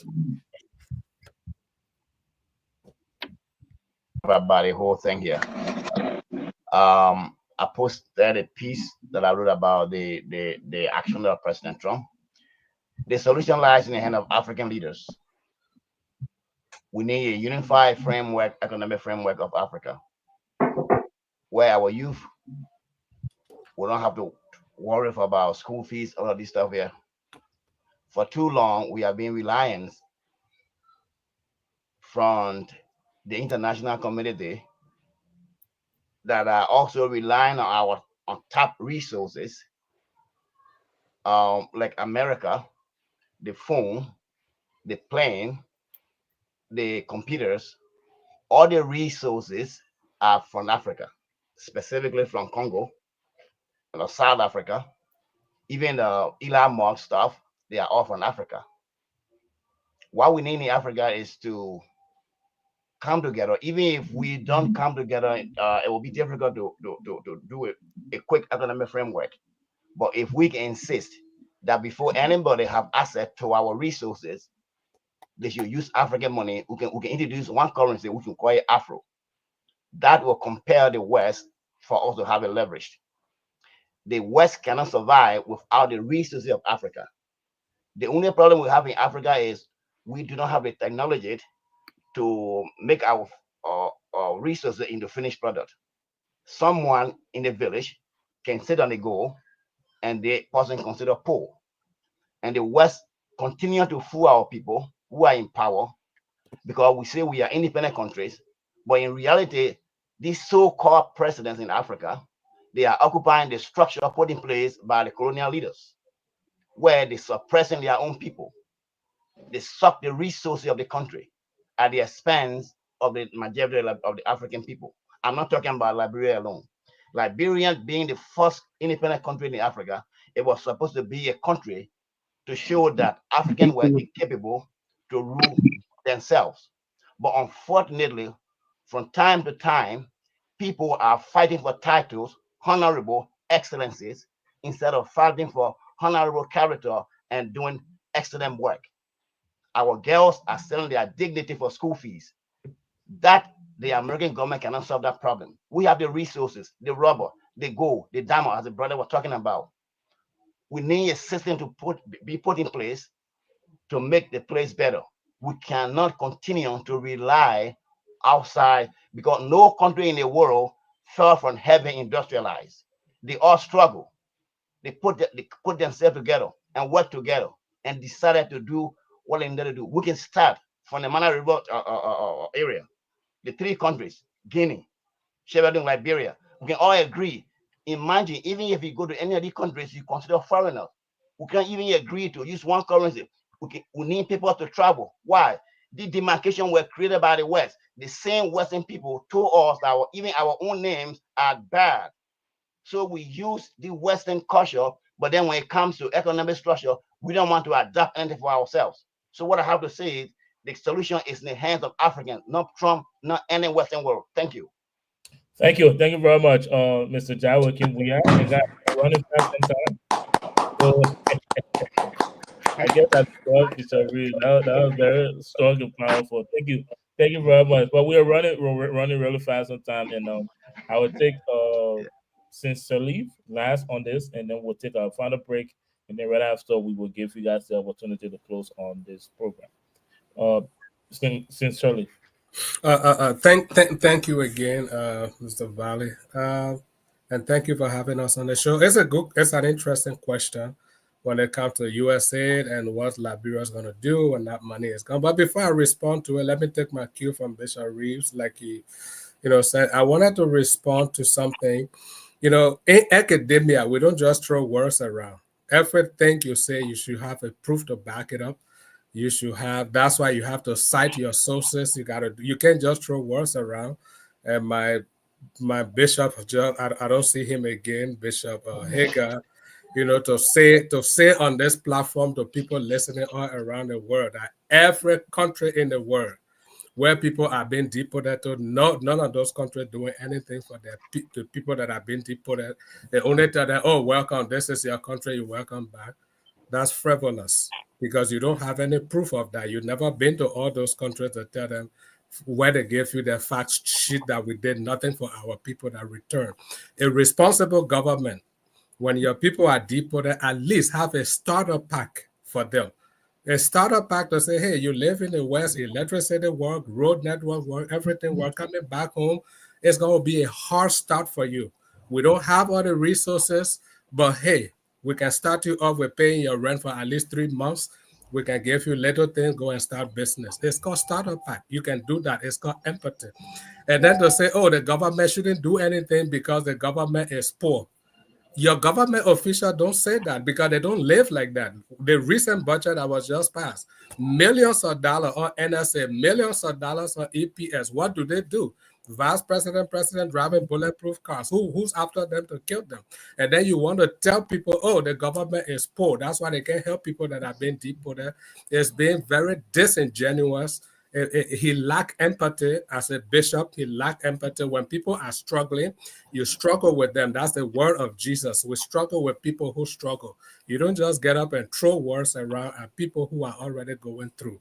When it comes to youth, it's foolish that at this time in Liberia, after how many years, that we will still be living on aid. Liberia is one of the most blessed countries in Africa. The reason is our population is our advantage. Liberia is still just roughly 5 million, maybe 5 million people. We are endowed with natural and mineral resources. We are endowed with so much that we should be living on aid is unthinkable. It's just complete foolishness. And the reason is because we have not been able to build capacity. The 5 social determinants of health. You go to Liberia, you're not going to see any of the 5 social determinants of health. So the country is sick because we have sick leaders, because we got people who only go to positions of power to serve themselves. And you can see from the national budget, when they pass it, how much do they put there for education? Nothing, little or nothing. How much do they put there for themselves? Everything. Every year, legislature salary keep going up. Patrick Honda, what is the value he's adding to Liberia that he's been paid $15 million every month? The government put gas in his car. The government put gas in his generator. The government and then you tell me that government is poor? How is the government poor when they have so much wastage going on? It's just irresponsibility. So there's no, I'm happy that Donald Trump, it was done abruptly. That's not how things should be done. You give people room. There are always exit plans. So the exit plan is you prepare people, hey, in the next 3 months, by July this year, we're going to cut off this aid. You give people chance because there were current programs that were going on in different countries for AIDS, for all kinds of studies, researches that were going on. There are foods right now that are stacked up in warehouses that are going to go bad. And you can't just do those kind of things abruptly. You build an exit strategy. That was bad. But at the same time, it's good so that Liberian government can see that we have failed our people. We should not be living on foreign aid. We got everything in Liberia to build capacity. I'm a sustainable development guy, and we should be able to do everything to build a sustainable economy, a thriving economy, and not living on foreign aid. Now that the foreign aid is not there, how do we make up for the deficit? Let all the foolish gas slip they're giving people. Why are you giving Senator gas slip? All the money they're making, you still give them gas in their own car. The people who elected them to those offices, do they give them gas slip? Nothing. So it's just mismanagement and wastage that is making us to live on foreign aid. So I'm happy that the foreign aid is gone. We have to now think creatively and have a complete paradigm shift to be able to do the right thing. Thank you very much, sincerely. Guys, let's take our final break. When we come back from the break, I'll give you guys the opportunity to close, to draw the curtain to this episode. But for now, let's take our final break. Introducing Suku Express, shipping from the USA to Liberia, offering pickup services from Maryland, Pennsylvania, Delaware, New Jersey, and New York. Suku Express is very reliable, efficient, trustworthy, and seamless.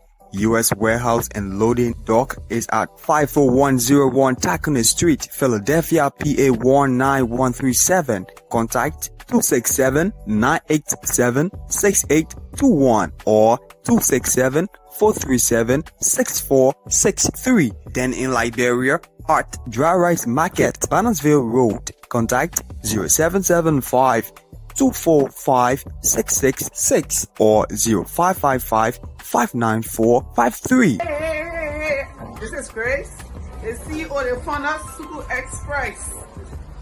Parcel your stuff good, valuable stuff goes in the plastic barrel. You gotta shrink wrap, you like the barrel, you gotta shrink wrap the barrel, protect your stuff. Boxes, use for use shoes. Any box taller than me, I can't ship it. With Suku Express, your worries are over. Ship with confidence and ease. Thanks for doing businesses with Suku Express.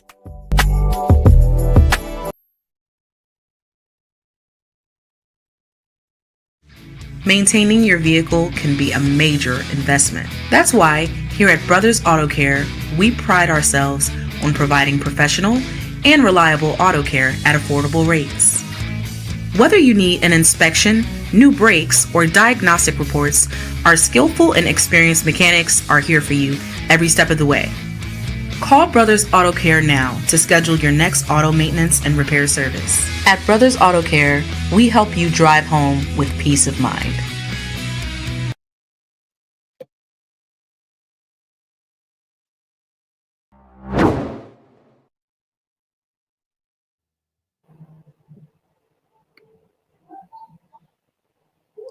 Welcome back, ladies and gentlemen. You're here on the Liberia Radio and Television Network. My name is Derek Galley, and I'm playing host tonight.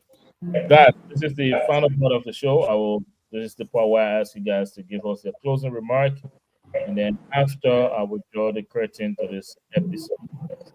I'd like to start with you, Mr. Bodan, and I will end up with the president of ULA and his officials. So I'll take my panelists first and then leave the floor to President Keita. But let's start with you, Mr. Bodan. Give us a closing remark on this episode. Thank you. I think we have come to a pivotal point in our life in Liberia and in the world. My advice to every Liberian, and the one in the diaspora and the one at home, we need to hold together. We need to be focused. We need to have some sense of unity. Let's emulate a good example of what we see in America. People build businesses. They are creative. They support each other. And let's start tearing each other down and support one another in our endeavor. I think we have a lot of potentials as Liberians. We can do a lot more, but because we tear each other down on every aspect, this is why we find ourselves in some of the situations we have. Like, for example, look at the Somalians, how united they have become in this country, and they got a voice at Congress. How long we've been in America, how long we've been close to America. And yet we have not had that opportunity to be one of the voices in Congress.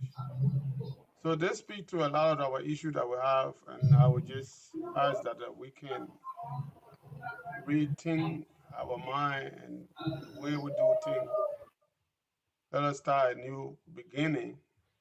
And I want to appreciate Mr. Keita for the initiative they're taking to start something in Liberia. It means a lot. And we all should rally around and give them the support that they need, that we can have that project moved in Liberia. And with the immigration situation here today, let us encourage our brother that is in the situation that we all were one. Many of us here were having the same problem. We all came here some way, some. Some of us were lucky to have come here through the process of the United States government, and some didn't come that way. They came here through, and they managed to get their status. So let us pray for our brothers and be in empathy with them. God knows it's not an easy thing. finding yourself here and something hanging over your head for deportation and whatever is a tough situation. So that's my appeal, and let us rally around each other and support our community. Thank you. Thank you. Thank you very much, Mr. Boda. Let's hear from you now, Bishop Reeves. Can you hear me, Bishop Reeves? Oh, I'm sorry, I didn't hear that you said Bishop Reeves. I'm sorry, go ahead. Yeah, it's always a pleasure to be on the show. And my desire is to see that we don't just sit down and talk. My desire is to see that things are done. Because we can talk all we want, but if nothing is done, it will just be talk. Liberia is a very rich country. What the Liberian government is talking about now, about the different minerals that was just released in Liberia, where you're talking about the uranium, you're talking about the titanium, and the cobalt, and all of that. These minerals have always been there. This finding was done around 2017 by the Chinese people. They had 3 drones that went around Liberia. That information was withheld for many years. I don't know, now they're just releasing those information. And I'm saying these things because a lot of Liberians do not have information about our country. And because we don't have information about our country, we don't know what's going on. All right? Ghana has been mining from their gold mine since 1907. And Liberia have almost 2 times the size of the Ashanti Gold Belt. We have not even scratched the surface of the gold that we have in Liberia. You find that in River G, Grand Jita, Sino, River Cess, and Grand Cru. That is where the vein of the gold of Liberia is. How many of us are talking about it? How many Liberians understand what we have? Look at Burkina Faso. They are making electric cars now. Zimbabwe, they are making electric cars. So I think the excuses we have been making for so long, the time has come when we need to invest in education, invest in technology. Now, that thing can be fast-tracked if the Liberians who are living in the diaspora can decide to start making their way into helping Liberia. It's good that remuneration is going to Liberia, but we need to take another step. I'm talking about the Liberians in the diaspora. We need to start moving towards Liberia. We need to start putting in different programs. Let me tell you something. It's not going to be smooth, and it's never going to be smooth. But we have to come up with strategy. I live in Maryland. I live in Liberia. I live in Ghana. Right now, I'm talking to you. I'm in Ghana. It's about 3 o'clock in the morning. All right? So I know what I'm talking about. I know what it is to leave America and come to Liberia and establish. I know what it is to leave America and come to Africa.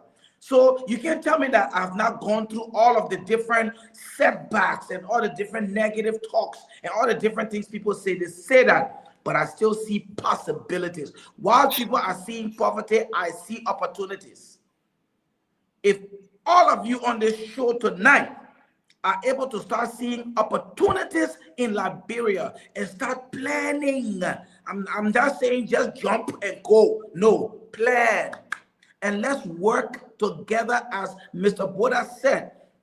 Come together, collaborate together, and start doing projects together. Liberian private sector will transform our country. I got a lot to say, but I will just stop right here to give others the chance. Thank you. Thank you. Thank you very much, Peter Reeves. Let's hear from you now, Mr. Dawigan Weah.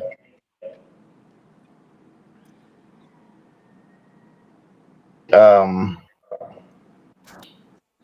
nobody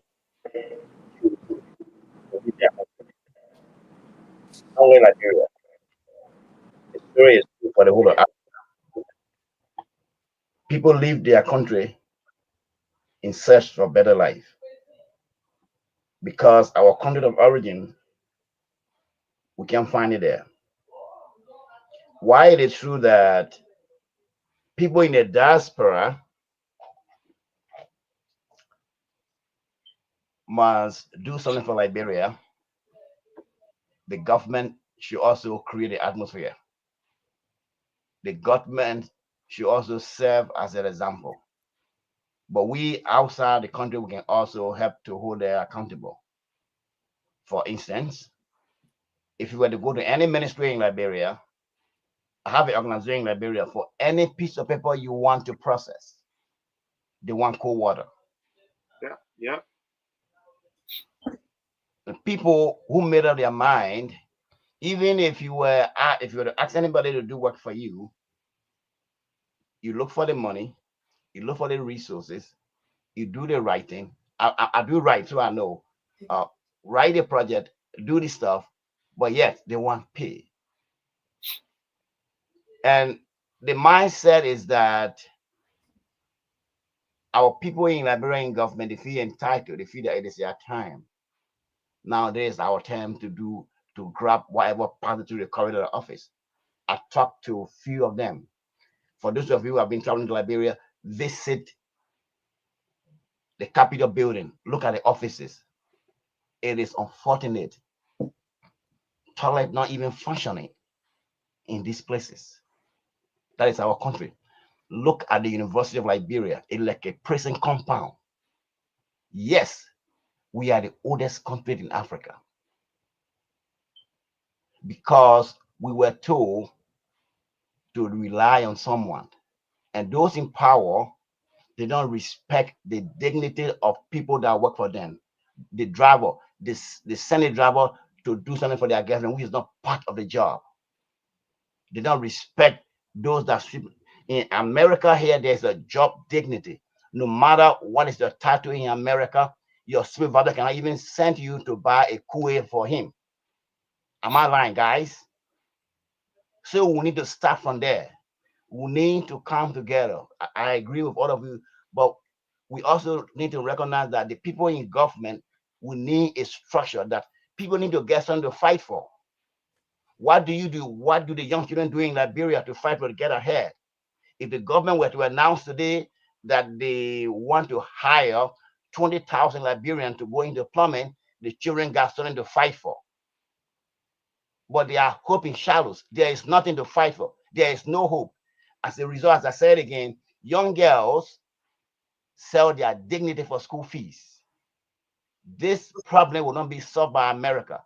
This problem will not be solved by any aid. It is Liberians, beginning with our government and ourselves. Thank you. Thank you. Thank you very much, Mr. Jarwin Kinwea. Mr. Agnew Brown, let's hear from you.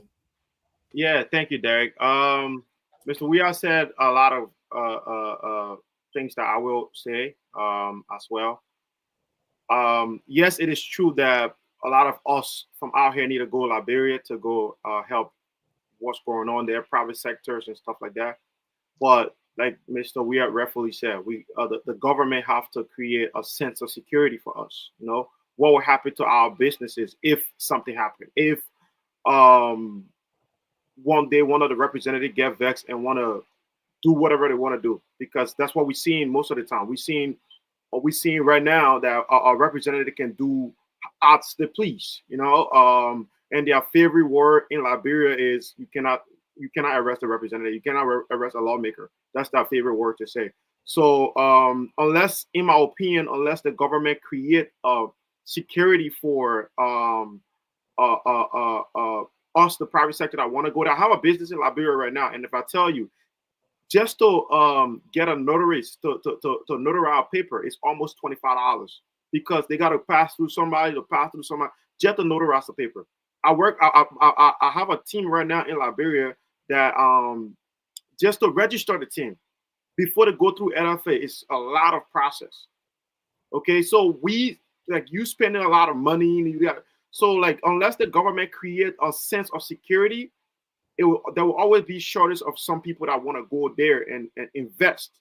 You know, there's a lot of company that want to leave from here and go there, but how can they go there? There's no sense of security. Like I said, one day one of the representatives, the senator, somebody would get mad and just do as they please, and what we cannot hold them accountable. And we see of recent where the president unjustly went in contrary to what the constitutional said and let the speaker go. So all these things that we looking at and want to go invest, but how can we invest if the president himself or people that in the in the power are not taking care of, you know, I mean, people that are in the position are not like ahead into the law, you know. So I just feel like, you know, in my opinion, like we need to take care of those things. Now, I want to say thank you again, Derek, for having me. Now we just speak again one more time to my EULA people. I'm speaking from within, Mr. Keita. I'm not speaking from. I'm speaking from within. The Tyler Miller, the Sion Plibo, the current what's his name, Danny. All of them know me. You know what I mean? Every one of them. So I'm speaking from within. Yes, it's true that EULA have been around, but how efficient, how effective they have been. That's what I'm saying. You know what I mean? They have been around. They have been there, but we want to see the presence of them. You know what I mean? Yes, I'm not disputing the fact that you guys haven't been around, but how efficient have you been since 2009? I can guarantee you. I can guarantee you on a different day we can talk about this, but since 2009, I can guarantee you there have not been on high level efficiency for the EULA in the metropolitan area, the Trenton, specifically Trenton, that we have one of the biggest crowd. So that's what I will leave right there. And I'm not speaking from, like I said, I'm not speaking from. I'm for within. I've been around the organization. I'm literally living 3 minutes away from there. So I've been in this space and see what happened. But like I said, we're not looking for they're there. But are they efficient? Are they doing something that will really, you know what I mean, do something for the community? That's what we're looking for. You know what I mean? So the presidents are there. The presidents are there. Tyler Miller, all of them are there. Sam Plebo, all of them are there. But what are they doing? That's what I'm saying. You know what I mean? So I'm not saying they are not there, but they are there. But they are all day working, all day doing the work of the people. That's what I'm saying. Thank you. Derek, can you please give my number? I know you don't do this on the show, but can you please give my contact to all those people on the show? Because nobody should be charging Mr. Brown $25 for notary. It's $5. You see? So give my information. And if they want to come to and do some things in Liberia, they can contact me. I will help them. And I think that's the help we need to give to our people in the diaspora who want to come to Liberia to do something. Because nobody should charge him $25 for that notary. They're stealing from him. I pay 100. I pay 100. Thank you. They're stealing from y'all. And then give my information, Derek. Give my information. Even if Jado says something, even the LFA office, right? Even the LFA office to import player, to put player in the system, right? They will tell you $75. But before you get to that, before you get there, you gotta go through rows. I have a team right now in the 3rd Division Nuclear South Committee. Right now, I have a team right now in the Nuclear Subcommittee. But to register that team, they will tell you $150. But go there and carry $150. If you see, you will be able to do it because you got to go this. You have to go there. So a lot of folks in the private sector want to go, but how? So I will take you to them. Thank you. Please Derek, please give them my information, please.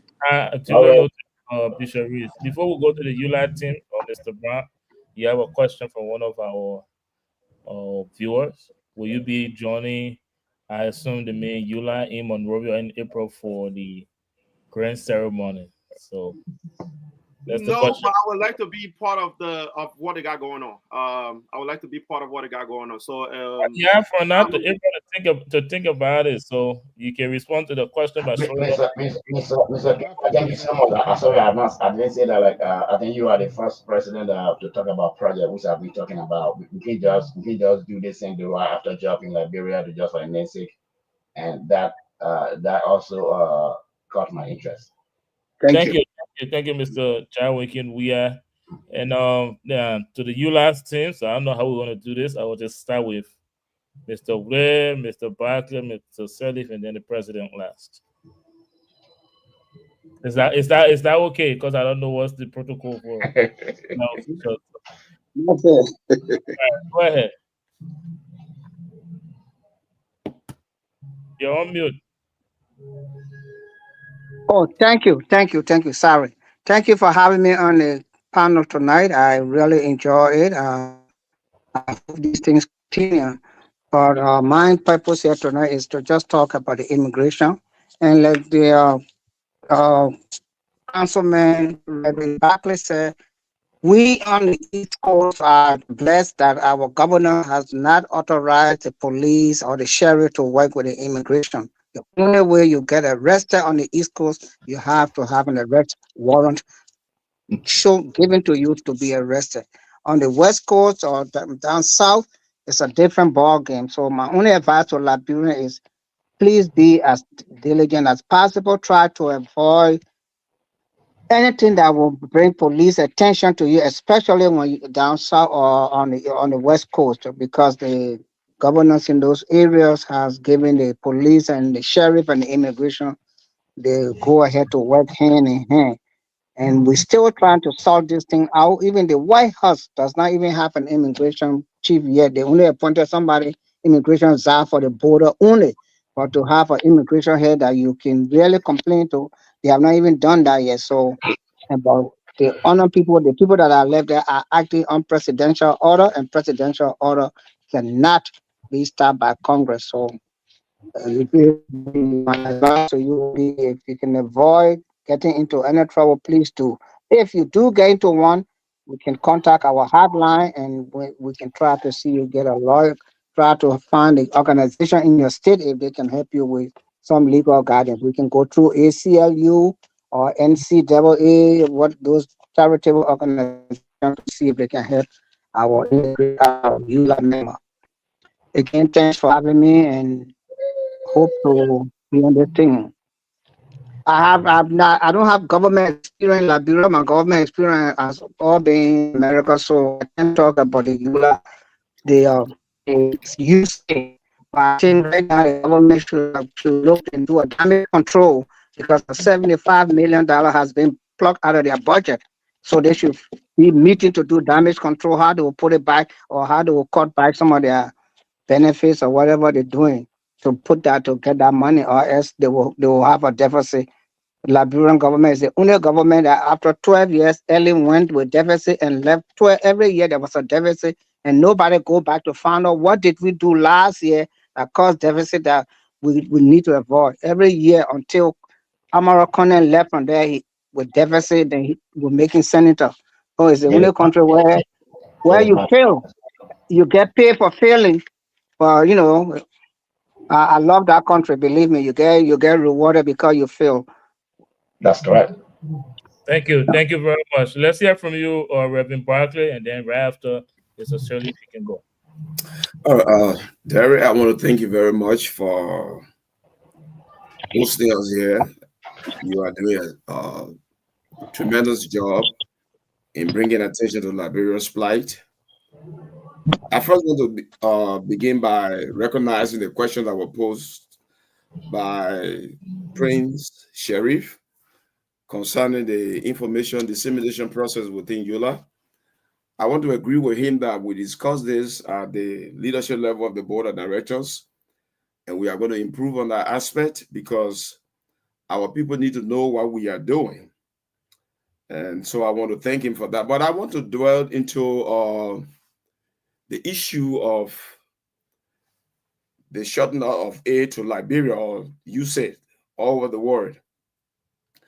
I think the inception of the Trump presidency ushering this drastic measure should be viewed by Liberians as an opportunity for change. We should not cry about it. We should see it as an opportunity that is facing us, and we have to grab the bull by the horn. But I want to warn Liberians that our leaders will not change voluntarily. This is the time that the civil society has to revolutionize their thought process and know that the power is in their hands to demand change. Change cannot come voluntarily, especially when people are not conscious of the plight of the people. Given the information we receive daily, the salaries they make, the gas slip they get, these guys are not thinking. But we have to pressurize them to demand that they should adhere to the changes that are occurring. And the only way Liberia can survive is to start to cut down most of the expenditures that we undergo. Now, let us come back home a little bit and see the culture we have in Liberia. We are used to glorifying corrupt people. If someone is corrupt, we glorify them. Look, I was the sales manager of Mobile. They used to tell my wife, your husband is very stupid. He got all that money, he didn't drive rice. That's Liberian culture, but now the civil society has to change their thought process and demand on the people in the house to stop violating the rules and laws of the country. They do so with impunity, like nobody can ask them questions. Today, I want to speak to Liberians. It is your right, it's in your power to tell the government to act the way you want them to act. And we are here to support you. This is why we are doing what we can do. I have 2 appointments pending. One with Congressman Jeff Van Drew and one with Chris Smith. We are discussing the issues in Liberia. We are not abandoning you, but you have to show some concern yourself and mount some pressure so that the guys can be brought to book, because the corruption is too much. The violation of rule of law is too much.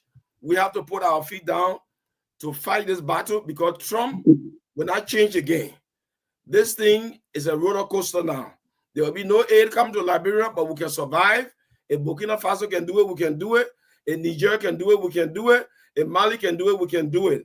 I want to thank you all again for hosting us. I'm always prepared to come here and contribute my quota to helping our country. Thank you very much. Thank you. Thank you very much, Mr. Barkley. It was a pleasure to have you here as well. But let's hear from you, Mr.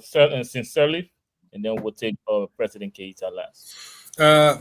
Thank you again for having us on the show. We really appreciate that. Just to, before I conclude, something Jim McElred said, I think he's gone about, budget ending in deficit. It's not unique to Liberia, because deficit in the budget is all about, budget is all based on projection.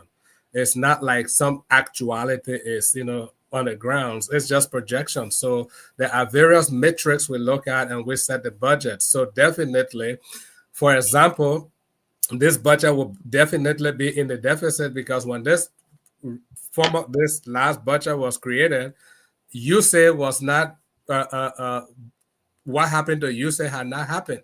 So the budget was also projected based on whatever came in from USAID to come to cushion the economy.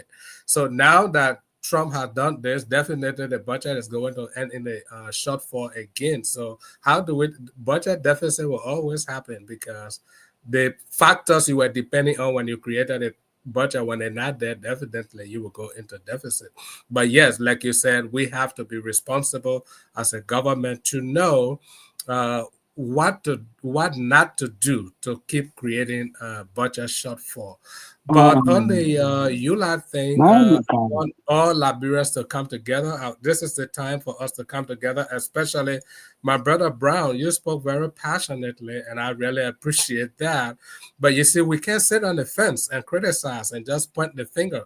ULAD operate on the chapter base. So when you talk about New Jersey, Mr. Keita can't be in New Jersey. New Jersey has a chapter.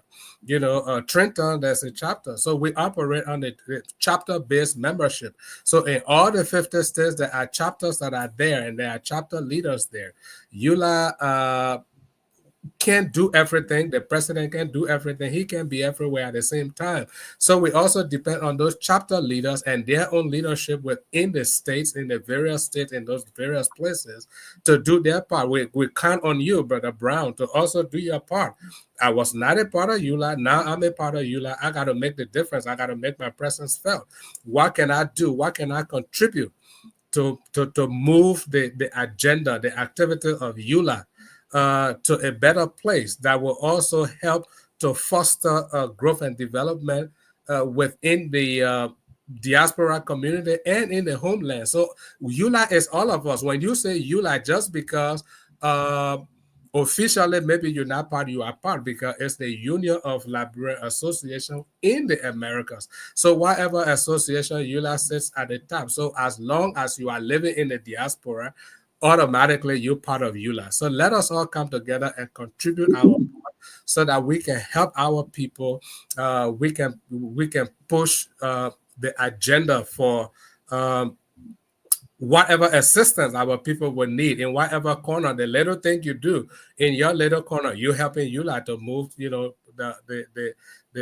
the post one notch further. So you don't have to officially be part of EULA to do what you got to do, but that one Liberian you're helping, that one person you're helping in the corner, in the diaspora, is what EULA is doing. So yeah, let us all come and let us work together. I keep hearing the same criticism, oh, people not doing anything in EULA.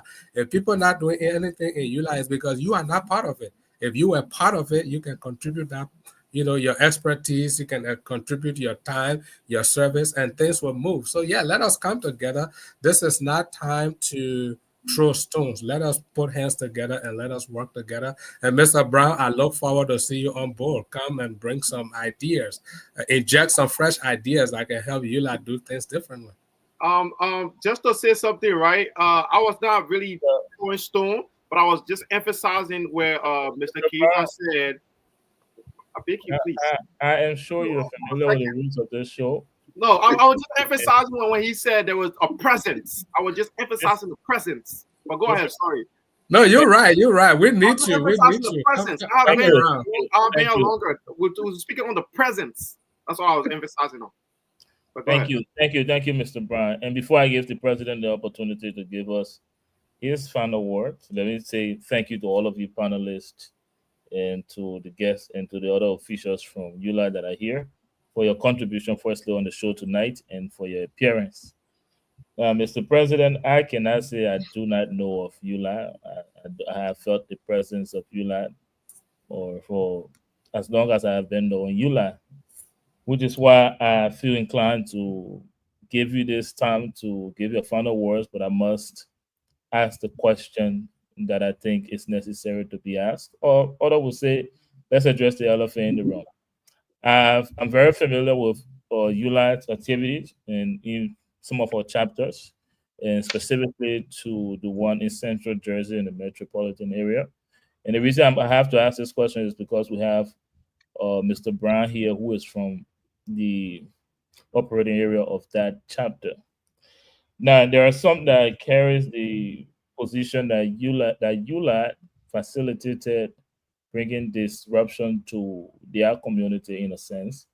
And I'm speaking specifically to the Central Jersey and the metropolitan area. There were some form of this is their argument. I've heard these issues. So since you're here, I have the privilege of talking to you today. I feel like I should put that question to you.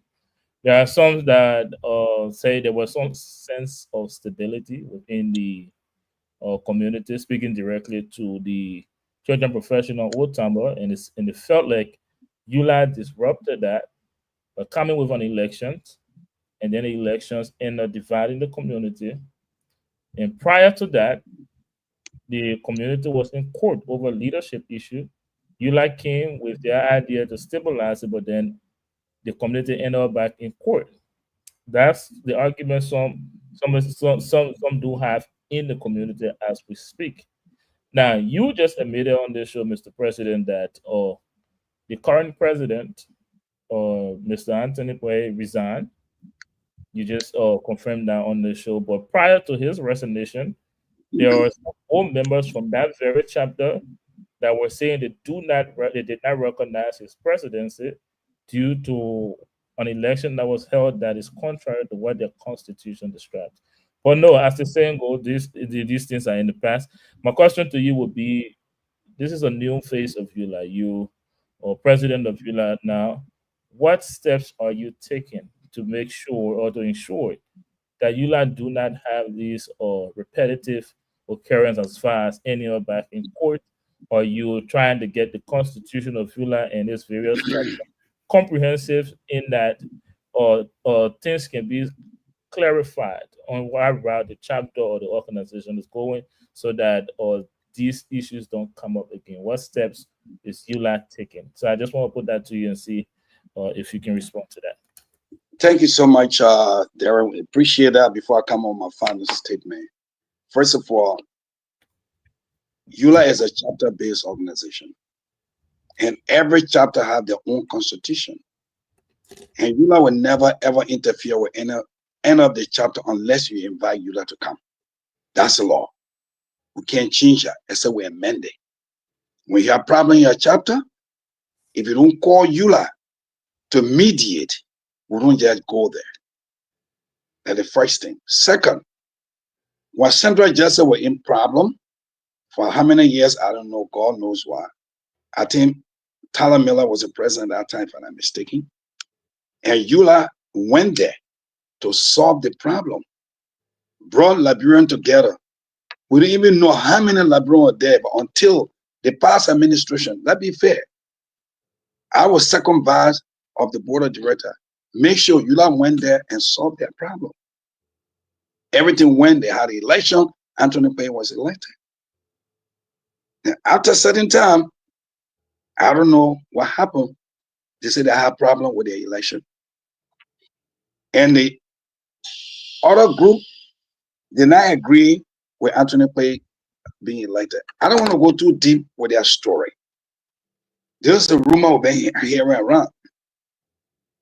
But we did not receive a single letter from Central Justice to mediate. A letter came only to let us know what they having there. Before I even became president, that I was second vice of the board of directors. Then when we won the election, I met with a couple of them. What is it now? I said, Mr. President, don't worry, leave it like that. We in court, the court will solve it. Then I said, if you all need our help, please write. We will come to intervene. EULA did not disrupt any leadership there. But here's a rule. When the election took place and Anthony Payne was introduced as a president, Anthony Payne was introduced as a president, of course, EULA recognized Anthony Payne as a president. And the board of directors that were there, they would recognize him as a member of the board of directors. Despite the two factions, the other group said, no, do not recognize the board of directors. No, both said, no, we recognize these people. The other group said, do not recognize Anthony Payne. No, we don't do it like that. Until you can write us. But nobody want to write. And they fought by all means to make sure their matter is resolved by the court. And I'll tell Liberian this. Most of the time you take to fight, curse each other, destroy things, try to mediate and solve your problem. But if you go to court, let the court decide. It costs money. Yeah, well, it costs nearly almost $30,000 when we went to court from EULA. Up to today's date, we still owe $10,000 to pay. That's the money you pay, your donation, the money you give to EULA to carry on occasion, to help people in Liberia. That's some of the money we took to pay your hard-earned money. So the good thing about it, I overheard that the court matter have been resolved. I spoke to one of the attorney, but I don't want to call the attorney name. He said, thank God everything is resolved already. And we pray to God that since that matter have been resolved, let them have election. Once they have election, you introduce a new court officer, we accept it. EULA, I will say it again, EULA did not disrupt any leadership. Nothing. When you don't call us, we don't go there. If you call, then we intervene. Like North Jersey, there's a problem there. Wrote letter. Some of the members wrote letter to when there. I went there. We came from Indiana. I didn't even sleep. We went straight there to listen to them. That's how we do it. So we don't interfere with chapter issue. The only time we come with chapter, as a president, I cannot stop chapter leader or any chapter to stop them coming to EULA to discharge their franchise or to vote. We can't do that. I don't have that authority. I don't have that authority because they pay their due, they are a member, unless otherwise the matter is brought before the board to talk before the assembly. So EULA didn't do that. EULA did not disrupt any Central Jersey or whatsoever chapter. Now, stop there. And the hotline is there. If anybody have a question, fine, you can ask. You got my telephone number. I just want to take this time to say, honorable moderator, LRTN, my brothers, I wish my sister were here. Panelists, you are awesome. Thank you. I know you gave us a tough question, but everything was on the book. We appreciate it so much. I appreciate our brother, the one all the way in Africa. And you talking today to us, it means that you care for Liberia. Thank you so much to every one of you. We thank you. And I want to appeal to our brothers, those are here. We got Liberian here, they are immigration lawyer. We have Liberian here, got good businesses. If you have the opportunity, you have some little bit leverage, I beg you, any information to help our brothers in here, don't keep it to yourself. Call us. If you want to be part of it, just come to us. EULA, please, I want to be part of the team so we can help our people. Because if you help one Liberian, you just help more than 1,000 people. You're not just helping one person. Some of our brothers in here, we understand the situation, but some of them were scared to even go for their document. When we even told some of them, go for your document, they said, no, the immigration trick. As soon as you go in front, they will arrest you. So someone we have to educate them. Even one of our friend Ray in New York, 27 years, he just got his green card last year. 27 years, he just got a green card last year. He was afraid, he was nervous. Several times I say, I just want to say, please, if you have information about immigration, something, it's not only EULA alone. If every one of us, please call up, we all will make sure we work together. You understand? And again, to our brothers and sisters, as we speak, my niece is sitting at home. My other nephew can't go out. They're scared. Please, stop the party. Stop taking plane to fly. When they have programs somewhere, they got beer, you dance, this and that. You're not a criminal. But 1 second, if they raid the entire place, they ask you for your ID. Here's the thing here. The police work in one shot. It's Homeland Security. They're all waiting. As soon as they put your name there, you have a problem, they send you straight to the area. If you have immigration issues, they send you to the immigration. We beg you, stay away from there. It's not easy, it's tough. If you need help, just call some of us. If it's tough for you, we found a way to help. That's what EULA is for. And we try to see how best we can create something here for Liberian. We're not telling you EULA have millions of dollars laying down there. But if you're a senior citizen, you're 65 years old, you have serious problem with an immigration issue. You have problem with money to find a lawyer. You can't afford it because you live here. Don't be ashamed. Call EULA. If I don't care what happened, we'll find a way. If we can raise money to bury our own, we can raise money to save our senior citizens and the women. And next to that, I'm appealing to you all on this media. I know most of you looking at thousands of Liberians listening to us tonight. We're about to undertake a project in Liberia. It's to build a multi-complex. There's not no small thing. You're talking about 3 big buildings. We need your help. If you got 1 bag of cement, even 1 bag of crushed rock, every cent counts. Every cent counts. You give anything, we'll make sure every money you pay is going to a not-for-profit. When you file your tax next year, just make sure you call. We will make sure we give you whatever you give us, we'll give you receipt for it. You can do your filing. And those who give money to us last year, we'll thank all of them. Dr. Toy, thank you so much. He stood up on the spot and gave us $10,000 cash. Thank you, Dad. We appreciate you. want all Liberians to come. It is not about this Yula administration, their leadership. No. Whatever we achieve under Yula, it's your benefit. It's you that did it. It's not Keita. It's not Reverend Barclay. It's not Reverend Sharif. It's not Maka. It's not any of us. It is you. We need to do things. And I will say that I always talk about it. I remember during the time of our election, a lady sitting down there. I hate to be ethnicity, but I will say it because she spoke in crew. She said, I live my life in America. I gave every penny that I have. I want the Yula election to go on. And I will appreciate Yula. You done more for us. I will never forget that. Those are little money the people give us. We are accountable to them. Every cent they give us. So every money you give her to build a project, you will be happy.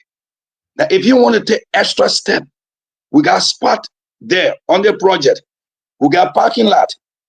If you want a parking lot to put your name there for life, we'll tell you how much to pay. Either 1,000, either 500 for that parking lot. You pay that, your name will be there. For every cent that you will get, we'll make sure we'll have the marble stone right there. It will be there, your name will be there. We're not saying that you pay $1, you pay 50. No, everybody that pays cent will put your name there. So in the future, 30, 40 years from now, your great-grandchildren will stay in front of that building to say, this is what my parent did, my forefather did. This for Liberia. And I just want to take the time to say, thank you so much. Thank you. We appreciate you. Liberia will rise again. We are Liberia. As long as you're a Liberian, you're always a Liberian. Thank you, and God bless you. Thank you. Thank you very much, Mr. President, Mohammed MSG1 Keita. Thank you for appearing here again on this network, and thank you for participating in our discussion here. And guys, to the rest of you officials from ULAS, since I leave, Ms. Reverend James D. Barclay, and the other official, Mr. J. Michael over there that was here, we say thank you so much for appearing. Hopefully, this will not be the last time. We look forward to seeing you guys again as issue of rises. Again, please continue to use LRTN to put out whatever information you have for Liberian here in America and also in Liberia. To the rest of you panelists, I'd like to say again, thank you so much, Bishop Reeves, Mr. Martin Boda, Mr. Agnew Brown, for your contribution here as always. And to those of you watching us, without you, we cannot do this program. So again, we will say thank you so much for the support, for participating in the comment session. And we will be back here next Thursday, same time, same network. Until then, my name is Derek Yale, and I would like to wish you all a pleasant good night. Thank you. Thank you. I post for the photo, but I can see myself in the photo. Post. What happened to the photo? Now I can see myself in the photo. Post. The people that were laughing at the photo, now the people that I see shining in the photo. Post. I post for the photo, but I can see myself in the photo. What happened to the photo? Now I can see myself in the photo. The people that were laughing at the photo, now the people that I see shining in the photo.